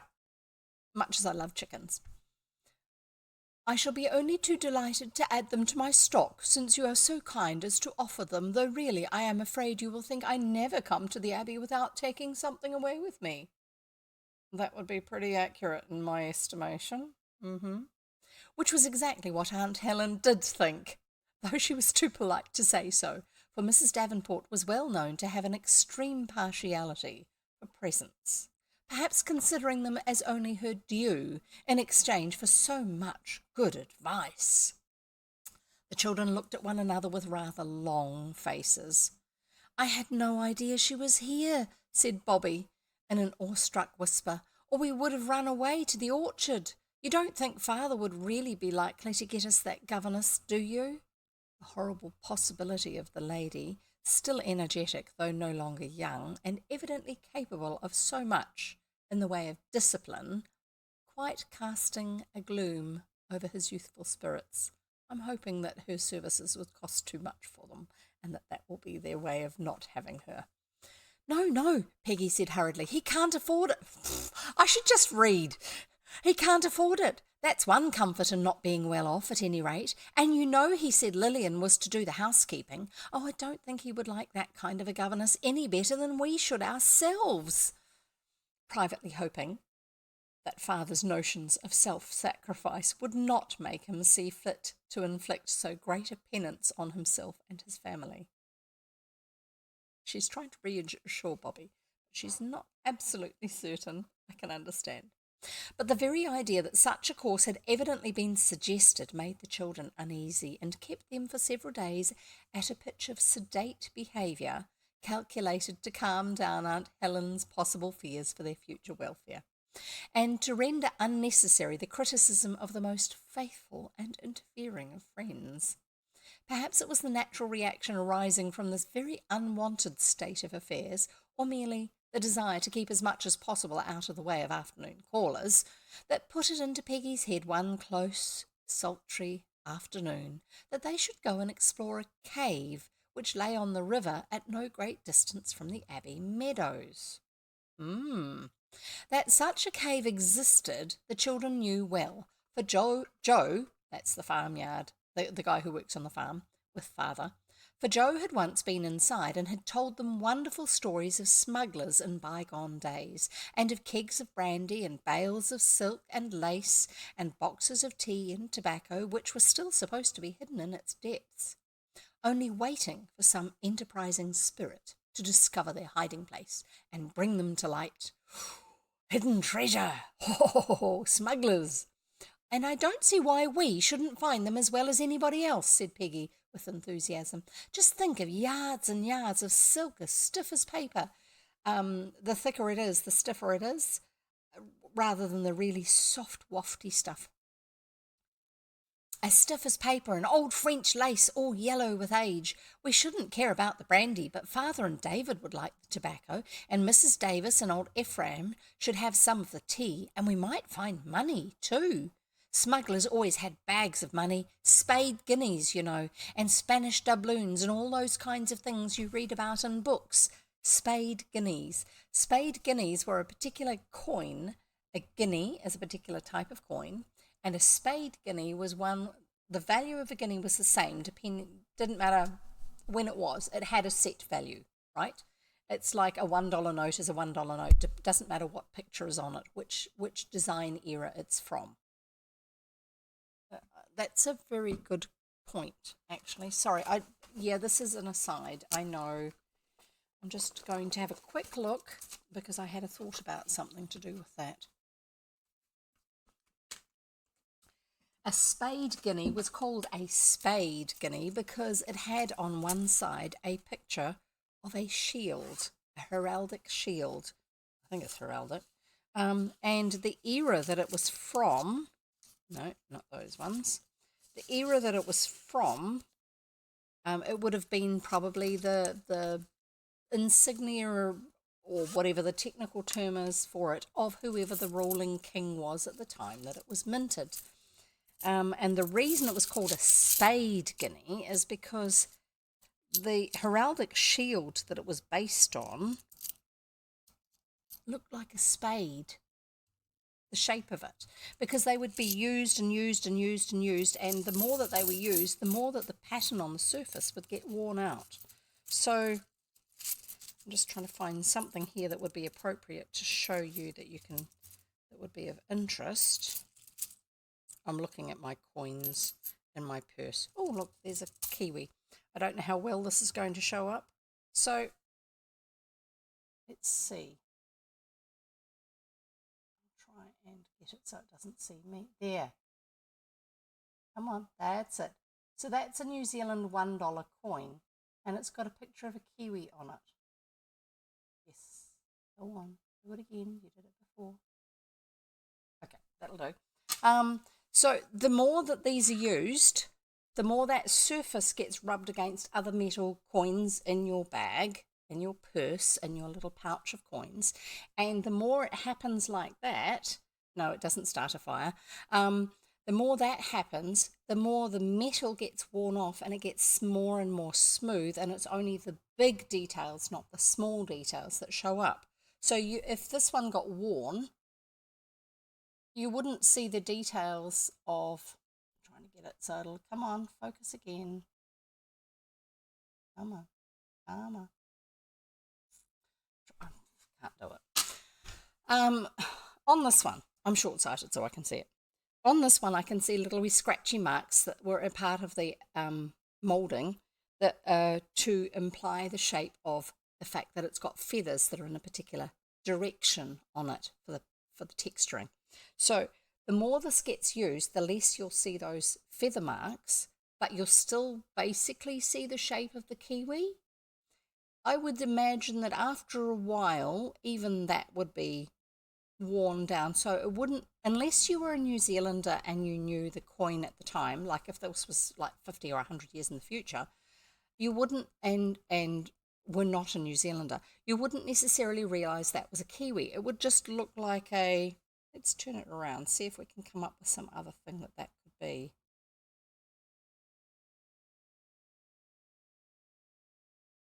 I don't know. It's not something I can mentally interpret as something else. It's a blob with a long bit on one side, but the details would be worn off. So a spade guinea was called that because the shield had the details of the heraldic emblems on it, if it had any on. They would have worn off, and you would have just had the shape of the shield, which kind of looks a bit like the main digging part of a spade, hence a spade guinea. There you go. So let's carry on with the story. We didn't actually need that long an aside for it, did we? Sorry about that. Smugglers always had bags of money, spade guineas, you know, and Spanish doubloons. I'm not looking them up. No, must not. Spanish doubloons and all those kinds of things you read about in books. You guys can look them up yourself. Doubloons, Dubloons. There you go. Having a very shrewd suspicion that Father and Aunt Helen might not approve of such an escapade. Oh, let's not say something, then we won't get in trouble for lying that we went and did it when that we said we weren't going to do it, but we went and did it. Let's not lie by not saying anything. Maybe? Let's see what happens. Having a very shrewd suspicion that Father and Aunt Helen might not approve of such an escapade, Peggy took care not to mention her plans, and the children started off, feeling like a pair of conspirators. With the stable lantern, that's the lantern used in the stable, a few extra pieces of candle. Smart. If you use up the candle that's in the lantern, what are you going to keep using afterwards if you've been in the cave too long?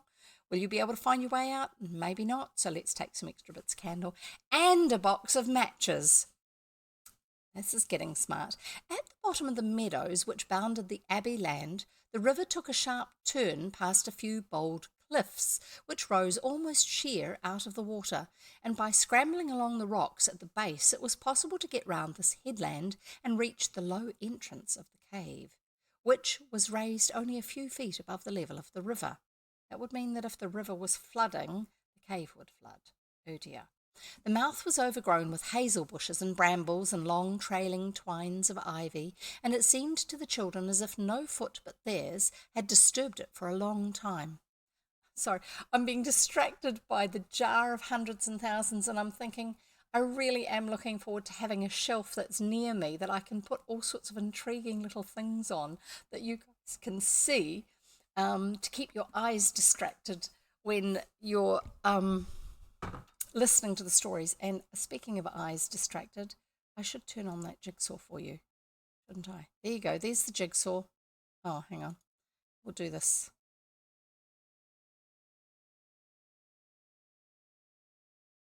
I need to give you the link because it's probably changed. Move that one out of the way.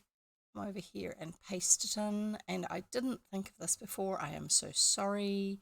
And no, you do not have to do the jigsaw, but if you wish to, then I will just give me a moment and I shall get that working for you.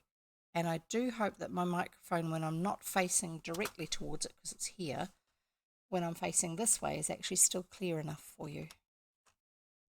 I'm guessing that I'm close enough for it to work. Okay. Right, there you go. That's better. We'll see how we go. And now you should be able to do the jigsaw if you really want to. The mouth was overgrown with hazel bushes and brambles and long trailing twines of ivy, and it seemed to the children as if no foot but theirs had disturbed it for a long time. Ooh, intriguing. Peggy looked at Bobby and Bobby looked at Peggy, and I think each felt just a little inclined to hang back, though neither would have confessed it for worlds. And then, with the solemn air of a Guy Fawkes, Peggy lighted the lantern and boldly plunged into the darkness, with Bobby following particularly closely at her elbow. I'm going to guess that the teaching of what happened with Guy Fawkes and the attempt on the Houses of Parliament and what was happening with the Royalists and everything else that was going on at the time in British history was still very strongly taught at the time this author was writing this, to make that sort of a reference. Sorry.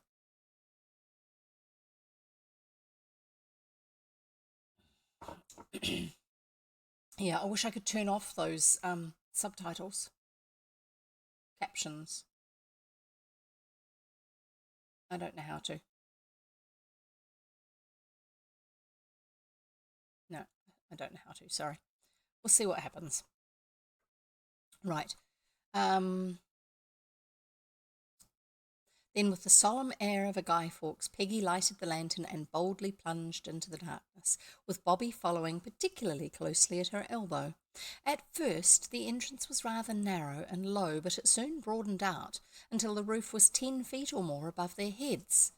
Now, I will actually show you a map of the very broad area of where they live. So, zoom out. Hang on, I need the interact thing. There it is. Oh, I went and moved the wrong thing, didn't I? I was thinking I was playing with this. Right. There's England, the United Kingdom, right? There's Manchester, there's Liverpool, and the other bit that they're between, because they're between Liverpool and the other place. The other place is down here. Shrewsbury, which is there. And they're on the river. So I'm going to guess it's this river here, possibly. Oh, no, that's not a river. That's the border between. That's not a river. That's the border between Wales and England. Although in some places, borders are actually rivers. My brain jumping to the conclusion that that's where it is. So I'm just wondering if there's any particular. There's lakes there at Ellesmere. There will be rivers. So hang on. Let's see if. No, I don't want that one. I want this one. That's better. And we said that they were near to Oswestry, wasn't it? Which is over here. Oswestry, and there's Wrexham, which is in Wales. Oswestry's in England. I think they're down around here. I could imagine, looking at the shape of this land around here, that says the River Dee there. And this particular part of the border does follow a river. You can see, because the shadows you're seeing on the screen there are where there are land going up or land going down. So that's like a cliff along the edge of a river. Oh, yep, there's a river. There's a river. So not necessarily that their farm is actually on this river, which forms a border between Wales and England, but that there is a river that goes alongside their farm, which has steep hills or cliffs alongside it. That was what was intriguing me. Possibly more like up here, where that's got quite a steep little valley around it.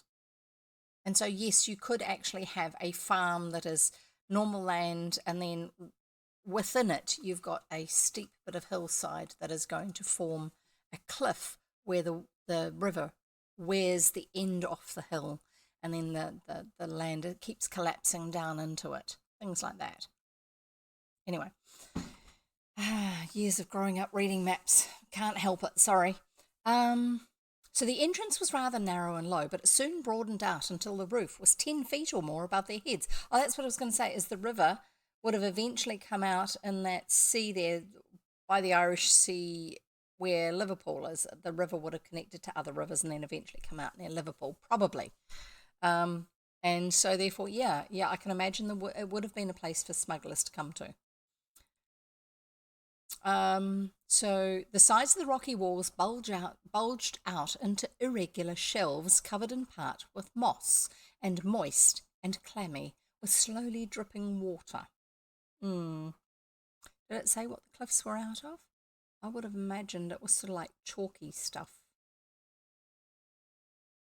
Few bold cliffs. No, it doesn't say what they're made out of.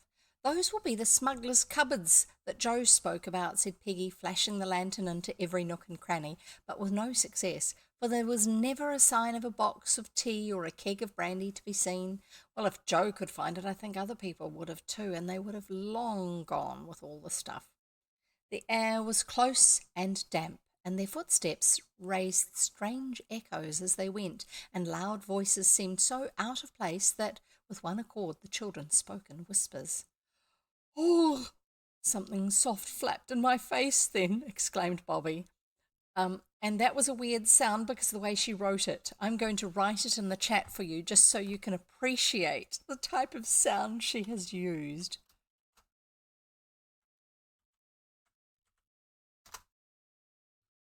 I hope I got it accurately enough for you.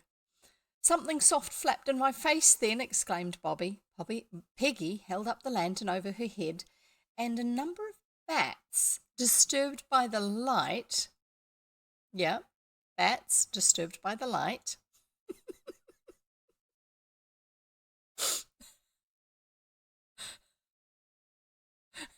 I'm just thinking about all the possible reactions here. Sorry, I'm having fun even if you guys are bored, so whatever.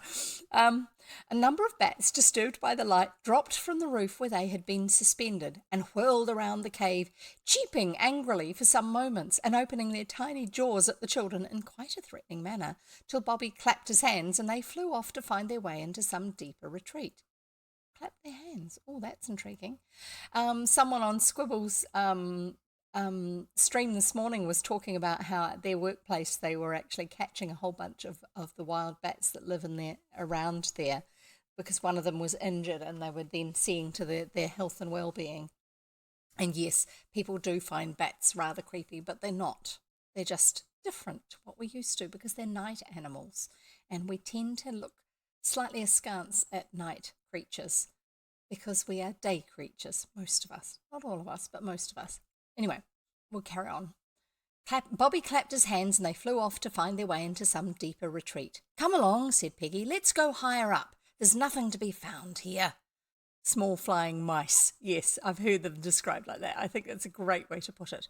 I think it's the fact that they're moving in 3 dimensions rather than 2 dimensions, and a little unpredictably for us, that people get creeped out as much as they do, because you don't quite know if they're going to come up and bump you in the head and get stuck in your hair and all that sort of stuff. It's like people get like that with birds and moths and things too. Anyway, clinging together, the two walked with some caution. It was well they did so, for the floor of the cave was suddenly interrupted by a chasm. Dun, dun, dun. Gary would be quite pleased with the fact that I saw that opportunity and went for it. Sorry, it's a phrase he uses, a sound phrase. He often uses at the end of a chapter, just as a way of building suspense. I don't use the voice, though.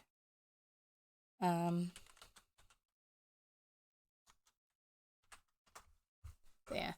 Chasm, a deep, steep-sided rift, gap, or fissure, a gorge or abyss. So you've got the ground is coming along like this, and then it suddenly drops away with a great big gap in it, a big crack in it, big hole. Suddenly interrupted by a chasm which seemed to have rent the earth in two. Torn, old English words. She's using all the old words. Rent the earth in two, and was so deep that they could not see to the bottom. Well, They have only got a candle lantern. It was spanned by a plank, green with slime, slippery, and rotten with age, placed there perhaps by the smugglers as a means of retreating to a more secure hiding place. Peggy flashed the light over the dark abyss to the still more gloomy depths beyond, but even her foolhardiness did not prompt her to try so perilous a bridge. Yeah, I think we need something a little bit more newer materials. We'll get Joe to come sometime with a new plank and help us across, and then perhaps we may find something, she said rather hurriedly, in case Bobby might expect her to continue the explorations. But that hero, suggesting that it must be after tea time, she cordially agreed with him, and they began to retrace their steps to the entrance, feeling just a little disappointed, for somehow they had imagined a smuggler's cave would be a jolly, dry sort of a place, with at least a few remains of its former tenants strewn about, a pistol or two, perhaps, or a coil of rope, or a rusty dagger. Just sufficient to give an air of romance to the adventure, even if the missing treasure were not forthcoming.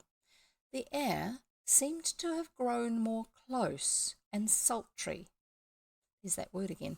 While the children were within the cave, and just as they reached the mouth, a low grumbling sound, which they had heard for some time but not taken much notice of, broke into a crash of thunder that seemed to make the ground shake beneath them, while at the same instant a brilliant streak of lightning flashed zigzag across the sky, lighting up the gloom behind them to its further recesses. The storm had broken. Peal after peal of thunder rent the air, echoing in the tavern, in the cavern. No, they're not in a tavern, they're children. They wouldn't have been allowed in a tavern at that stage. Echoing in the cavern till Peggy and Bobby clung to one another in terror while the rain came down in a perfect deluge with such tropical fury that it seemed as if the very sky were descending. Crouched down on the floor by the entrance, the children waited for the storm to pass by, wondering at the vivid pink flashes and the size of the hailstones which beat in through the hazel bushes, a little runnel of water flowing uncomfortably near. Runnel.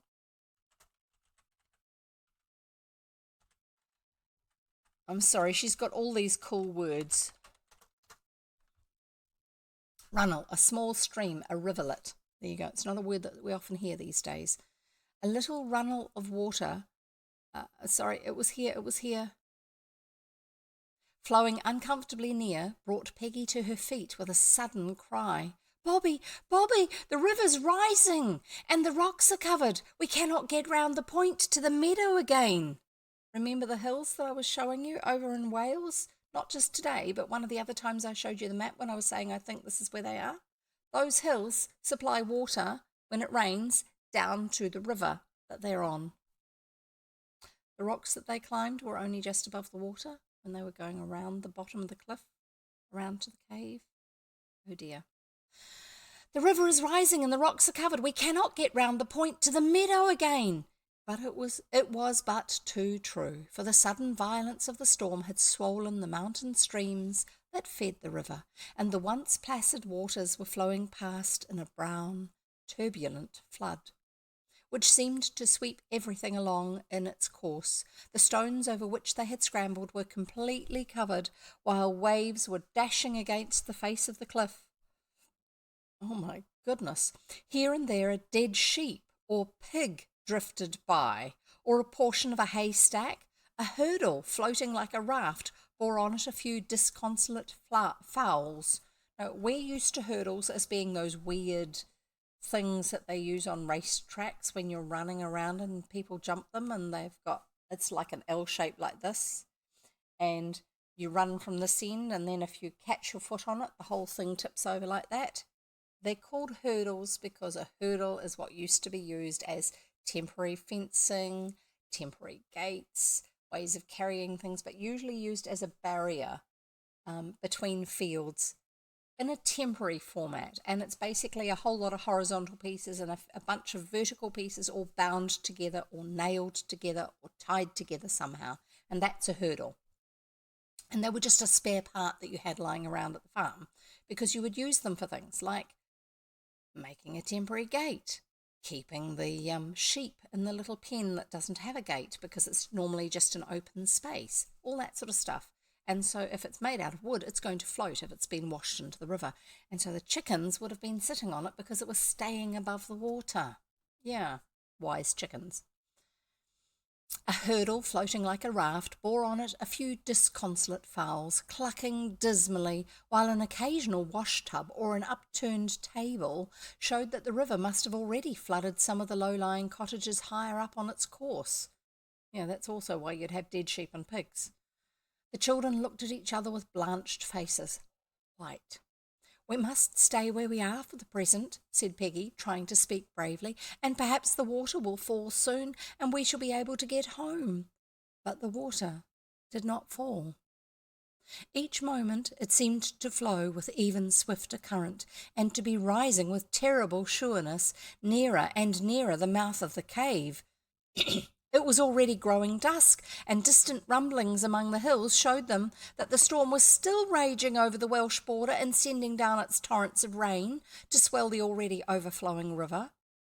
Hungry and chilly from the damp moisture that oozed down the walls, the poor children sat quietly huddled together, watching the cold grey surface of the water, which seemed like some cruel monster ever creeping nearer and nearer to enfold them in its treacherous grasp.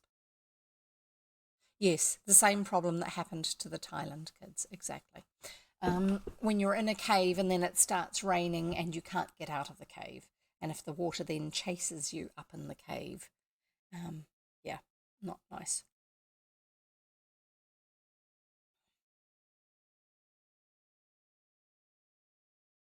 Sorry. I'm just going to finish this while I can. I don't normally drink my coffee quite this late, but I don't want to miss the last of it. So, since I'm likely to be awake anyway with insomnia, it's like, okay, whatever. "Perhaps father will guess where we've gone and come for us with a boat," suggested Bobby. "I wish he would be quick. It's so cold and horrid here. I want my supper."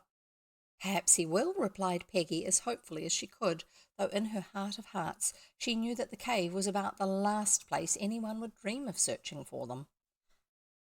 There was a long silence. Then, "It's getting dark now," said Bobby, "and the water is beginning to wet my feet." "We must go back into the cave," said Peggy. "We shall be quite dry there, for the ground shelves up." "Yay." I'm going to light the lantern again. What a good thing we brought several pieces of candle." The mere effort of having something to do cheered them up a little. They hunted about to find as dry a spot as possible and put the lantern up upon one of the shelves of rock so that it should cast as much light as it could around the cave. Then they sat down to wait again for what seemed to be an eternity of time. The mouth of the cavern loomed like a great eye, growing gradually fainter and fainter as the daylight faded and the darkness grew outside.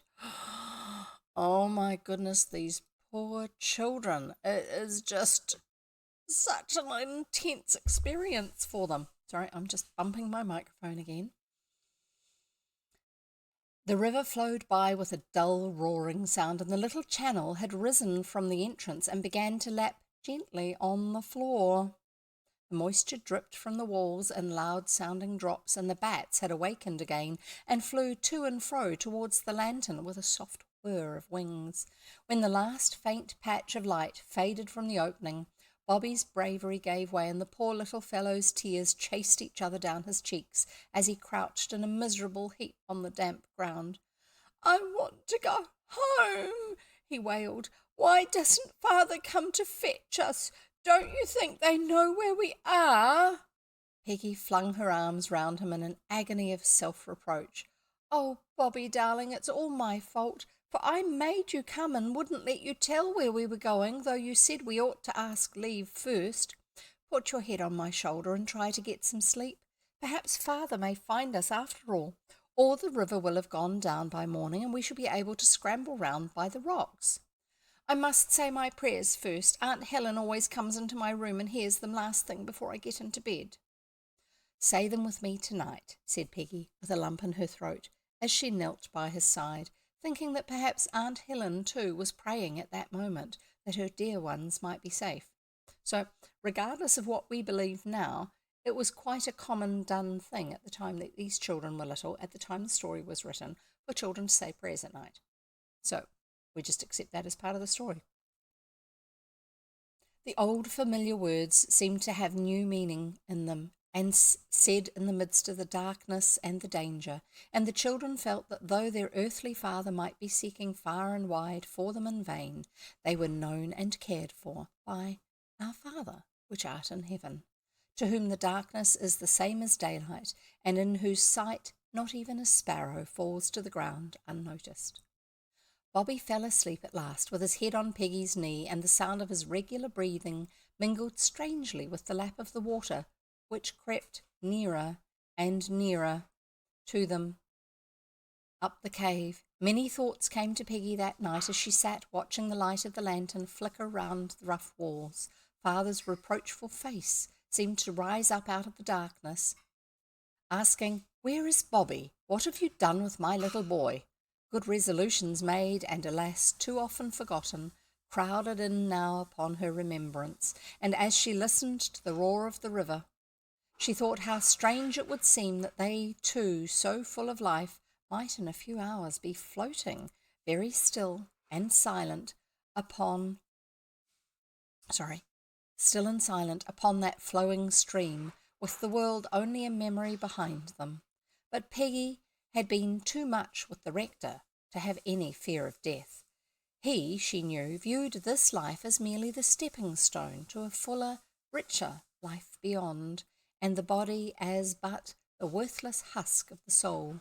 So, with a dreamy feeling that somehow Mr. Howell had set the gate of the next world ajar and allowed some of the glory to steal out and comfort her, the child closed her tired eyes and slept as quietly as if she had been safe in her bed at home, and the storm and the rushing water nothing but a vision of the night.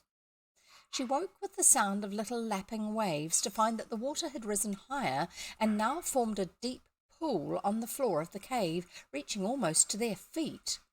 The candle had burnt low in the lantern, and even as she looked, it gave a last flicker and guttered out, leaving her in utter darkness.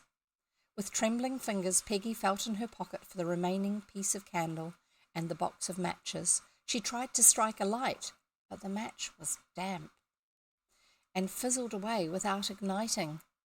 A second and a third met with the same fate, and Peggy was in a panic of despair until she remembered that Father had once told her to rub damp matches through her hair before striking them.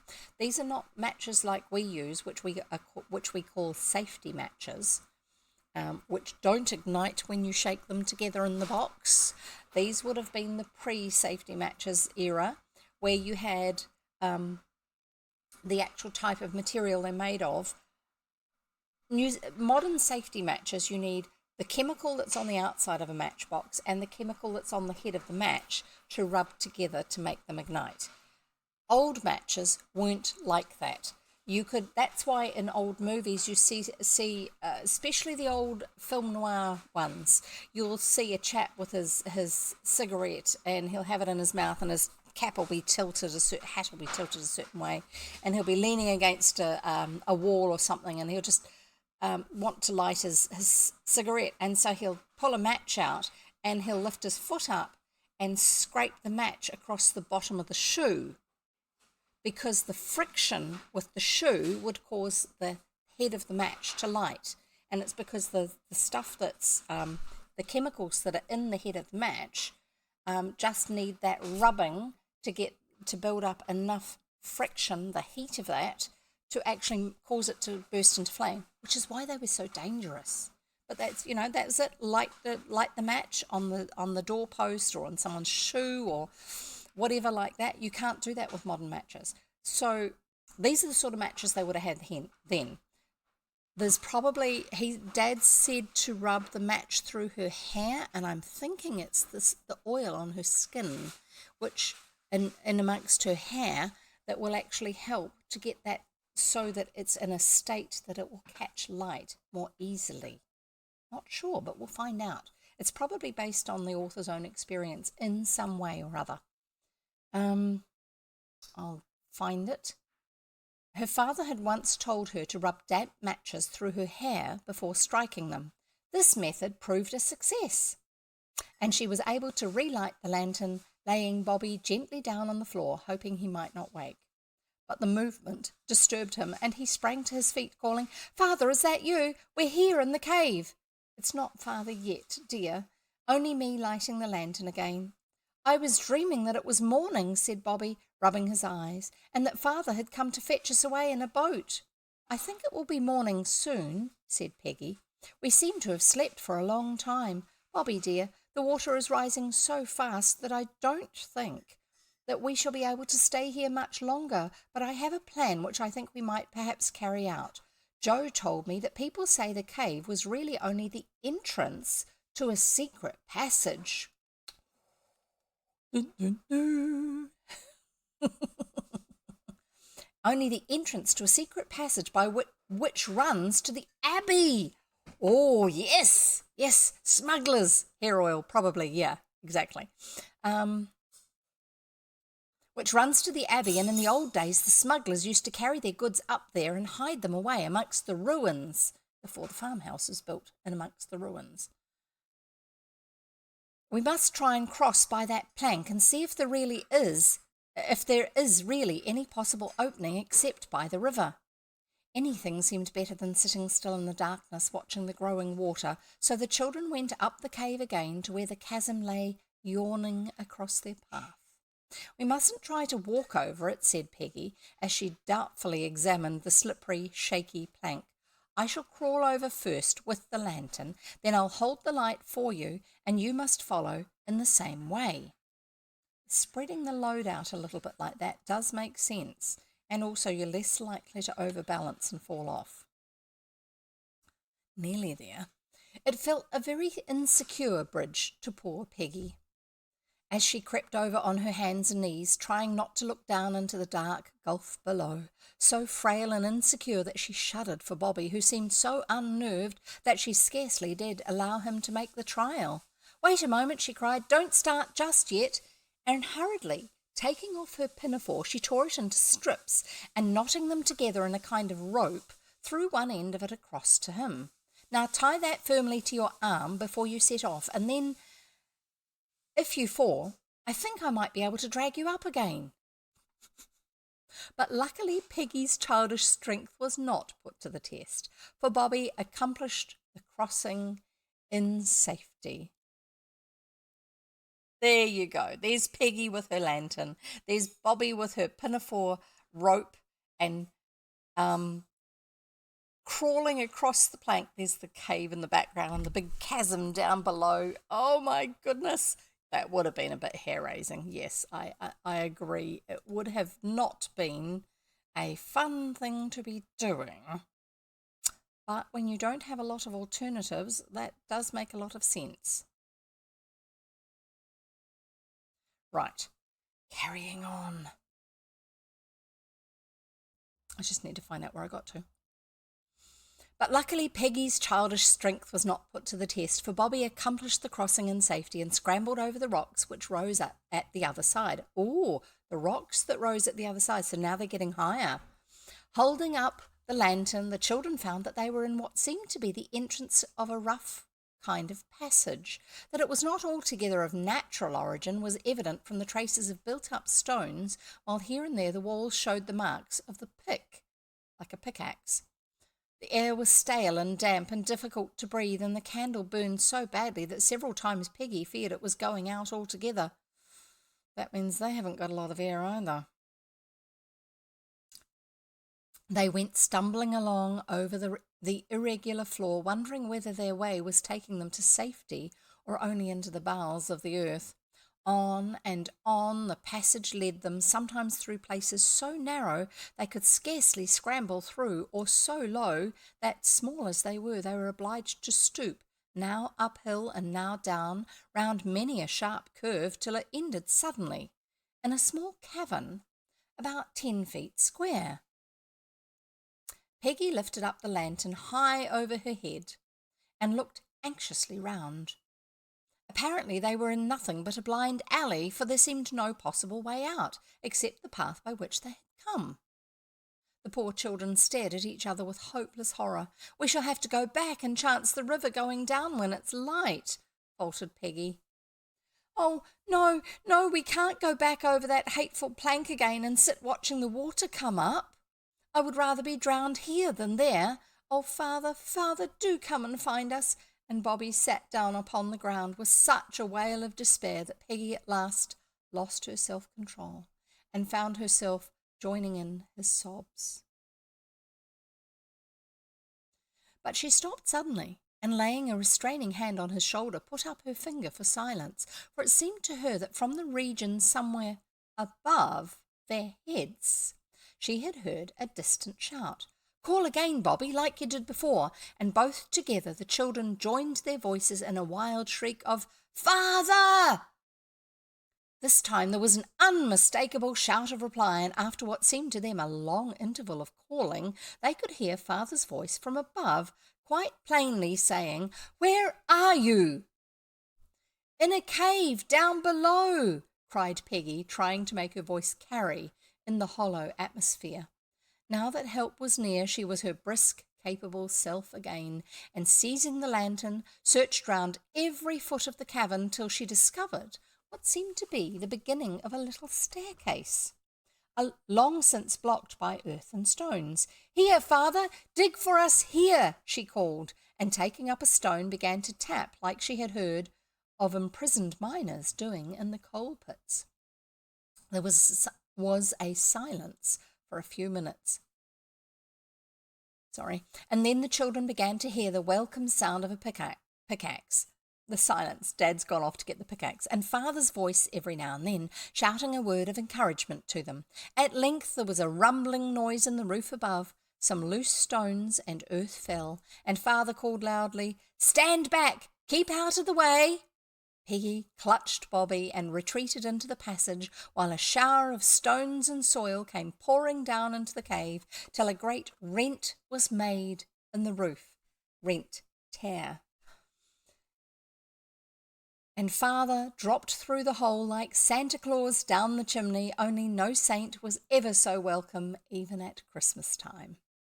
It did not take very long for the children to be hauled up by Joe at the top, and they found themselves standing among the Abbey ruins in the early grey of the dawn, with Aunt Helen rushing to catch them in her arms, and Lillian hugging them and sobbing over them by turns, while Nancy, her face all blotched and swollen with crying, kept hovering round to put a kiss whenever the others gave her a chance, and even old David, clearing his throat hard, and blessed the Lord that they were safe.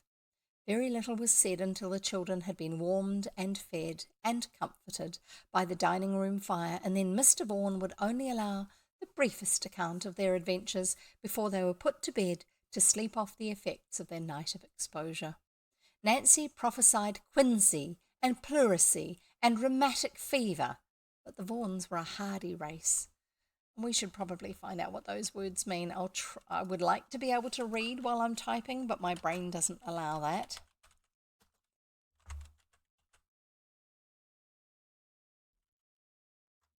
Quinsy. A peritonsillar abscess, a painful pus-filled inflammation or abscess of the tonsils and surrounding tissues, usually a complication of tonsillitis caused by bacterial infection and often accompanied by fever. I've forgotten that. I have heard of it before. Quinsy and pleurisy. Pleurisy is an inflammation of the lung pleura, which is I think it's the membrane that encapsulates your lungs, but I'm not sure. And then rheumatic fever was also something else which people used to think was blamed on the weather and the air and the surroundings and all that sort of stuff, whereas in actual fact most of those are blamed on germs. Anyway, the Vaughans were a hardy race, and not even a cold resulted, in spite of her gloomy prognostications. Great word, that. prognostications. Peggy's quiet talk with father next day was so entirely between themselves that I shall not repeat it. But it is often incidents and not years which help us to grow up, and somehow afterwards she always found herself dating events from that night in the cave. And all the part when I was little came before, and the older and more sensible part seemed to follow afterwards. That's the end of today's chapter. There you go. Well, that was an adventure I was not expecting. Goodness me, that's just so out there. Those poor children. They didn't find any treasure though, did they? But at least they found the way back, and now they know that there is actually a tunnel, a passage back down to the river. There you go. Oh, that's intriguing. I wonder if that's going to come back into the story at some stage in the future or not, that tunnel. Probably not. Anyway, so yeah, a very big adventure. You're most welcome. I love reading to you folk, and I hope that you have had a nice, not so stressful time, even though the story has been a little bit more stressful today. Yeah, goodness. She did tell it well though, and she does have some really interesting old words in use. I quite like that. Thank you for the stream. Yes, thank you. It was lovely. Thank you. I do appreciate it. It's really great having you folk here. I do enjoy it. And I look forward to seeing you again next time. And I'm not even going to try and sort out something to do with hosting or raiding today, because it's already after 5 o'clock and I try and finish before 5. And I've got to go and sort out what we're having for dinner and all that sort of stuff. So anyway, it's been great having you here. Go and check out the Twitch, the Twitch team, Codex Twitch team, and see if any of those are live at the moment. I don't know if they are or not, but see if they are, and if they are, go and check out what sort of things they're reading too. And I'll see you next time, which should be, unless there's a medical issue going on, like me having to take someone to a doctor or a hospital or something. I should be reading again on Friday, New Zealand, 3 p.m. I read 3 times a week, Monday, Wednesday, Friday, New Zealand, 3 p.m. There you go. And it's another thing I need to do my alerts and pop-ups and bits and pieces for, and I've got no ideas as to what to do for those ones. Come on, guys. Give me some ideas over in Discord. But we'll see you next time, and don't forget you can always have a chat with me over on Discord. Get into conversation, make suggestions. What book are we going to read when we've finished this one? We've still got a wee way to go, but what are we going to read next? Are we going to read something by an author that we've previously had, or shall we try something else? Oh, come over to Discord and make some suggestions over there, and I'll try and respond to those. And I need to also try and get those horrible captions turned off. They are nothing like what I'm saying most of the time, unless I'm saying something and I look across at it and then suddenly it gets correct. But it also has these great big empty patches. I have no idea. It doesn't make any sense. Like now it's saying and then suddenly gets correct. But I didn't say and also he's scraping into patches. What was that about? I didn't say anything like that. That is just ridiculous. Or act and tax? I didn't say that either. Anyway, obviously I have to train this thing. Maybe it thinks I'm speaking American, but I don't sound anything like that. And so therefore it's trying to interpolate it into American. Measly. I didn't use the word measly. Anyway, so we'll see you next time, or whenever I can catch up with you. I'll see you around, and look forward to it too, actually. Don't forget ideas for the next book. It has to be a public domain children's book. And also, if you've got any suggestions or ideas on what you think would be a really cool emote or several emotes or commands or alerts or pop-ups or any other bits and pieces type things that I could possibly do, even if it means I have to learn how to do them, drop me a note, let me know. It'd be lots of fun to actually have a play around with developing some ideas with a few people. That would be cool. Anyway, we'll see you next time, and in the meantime, happy reading. Bye!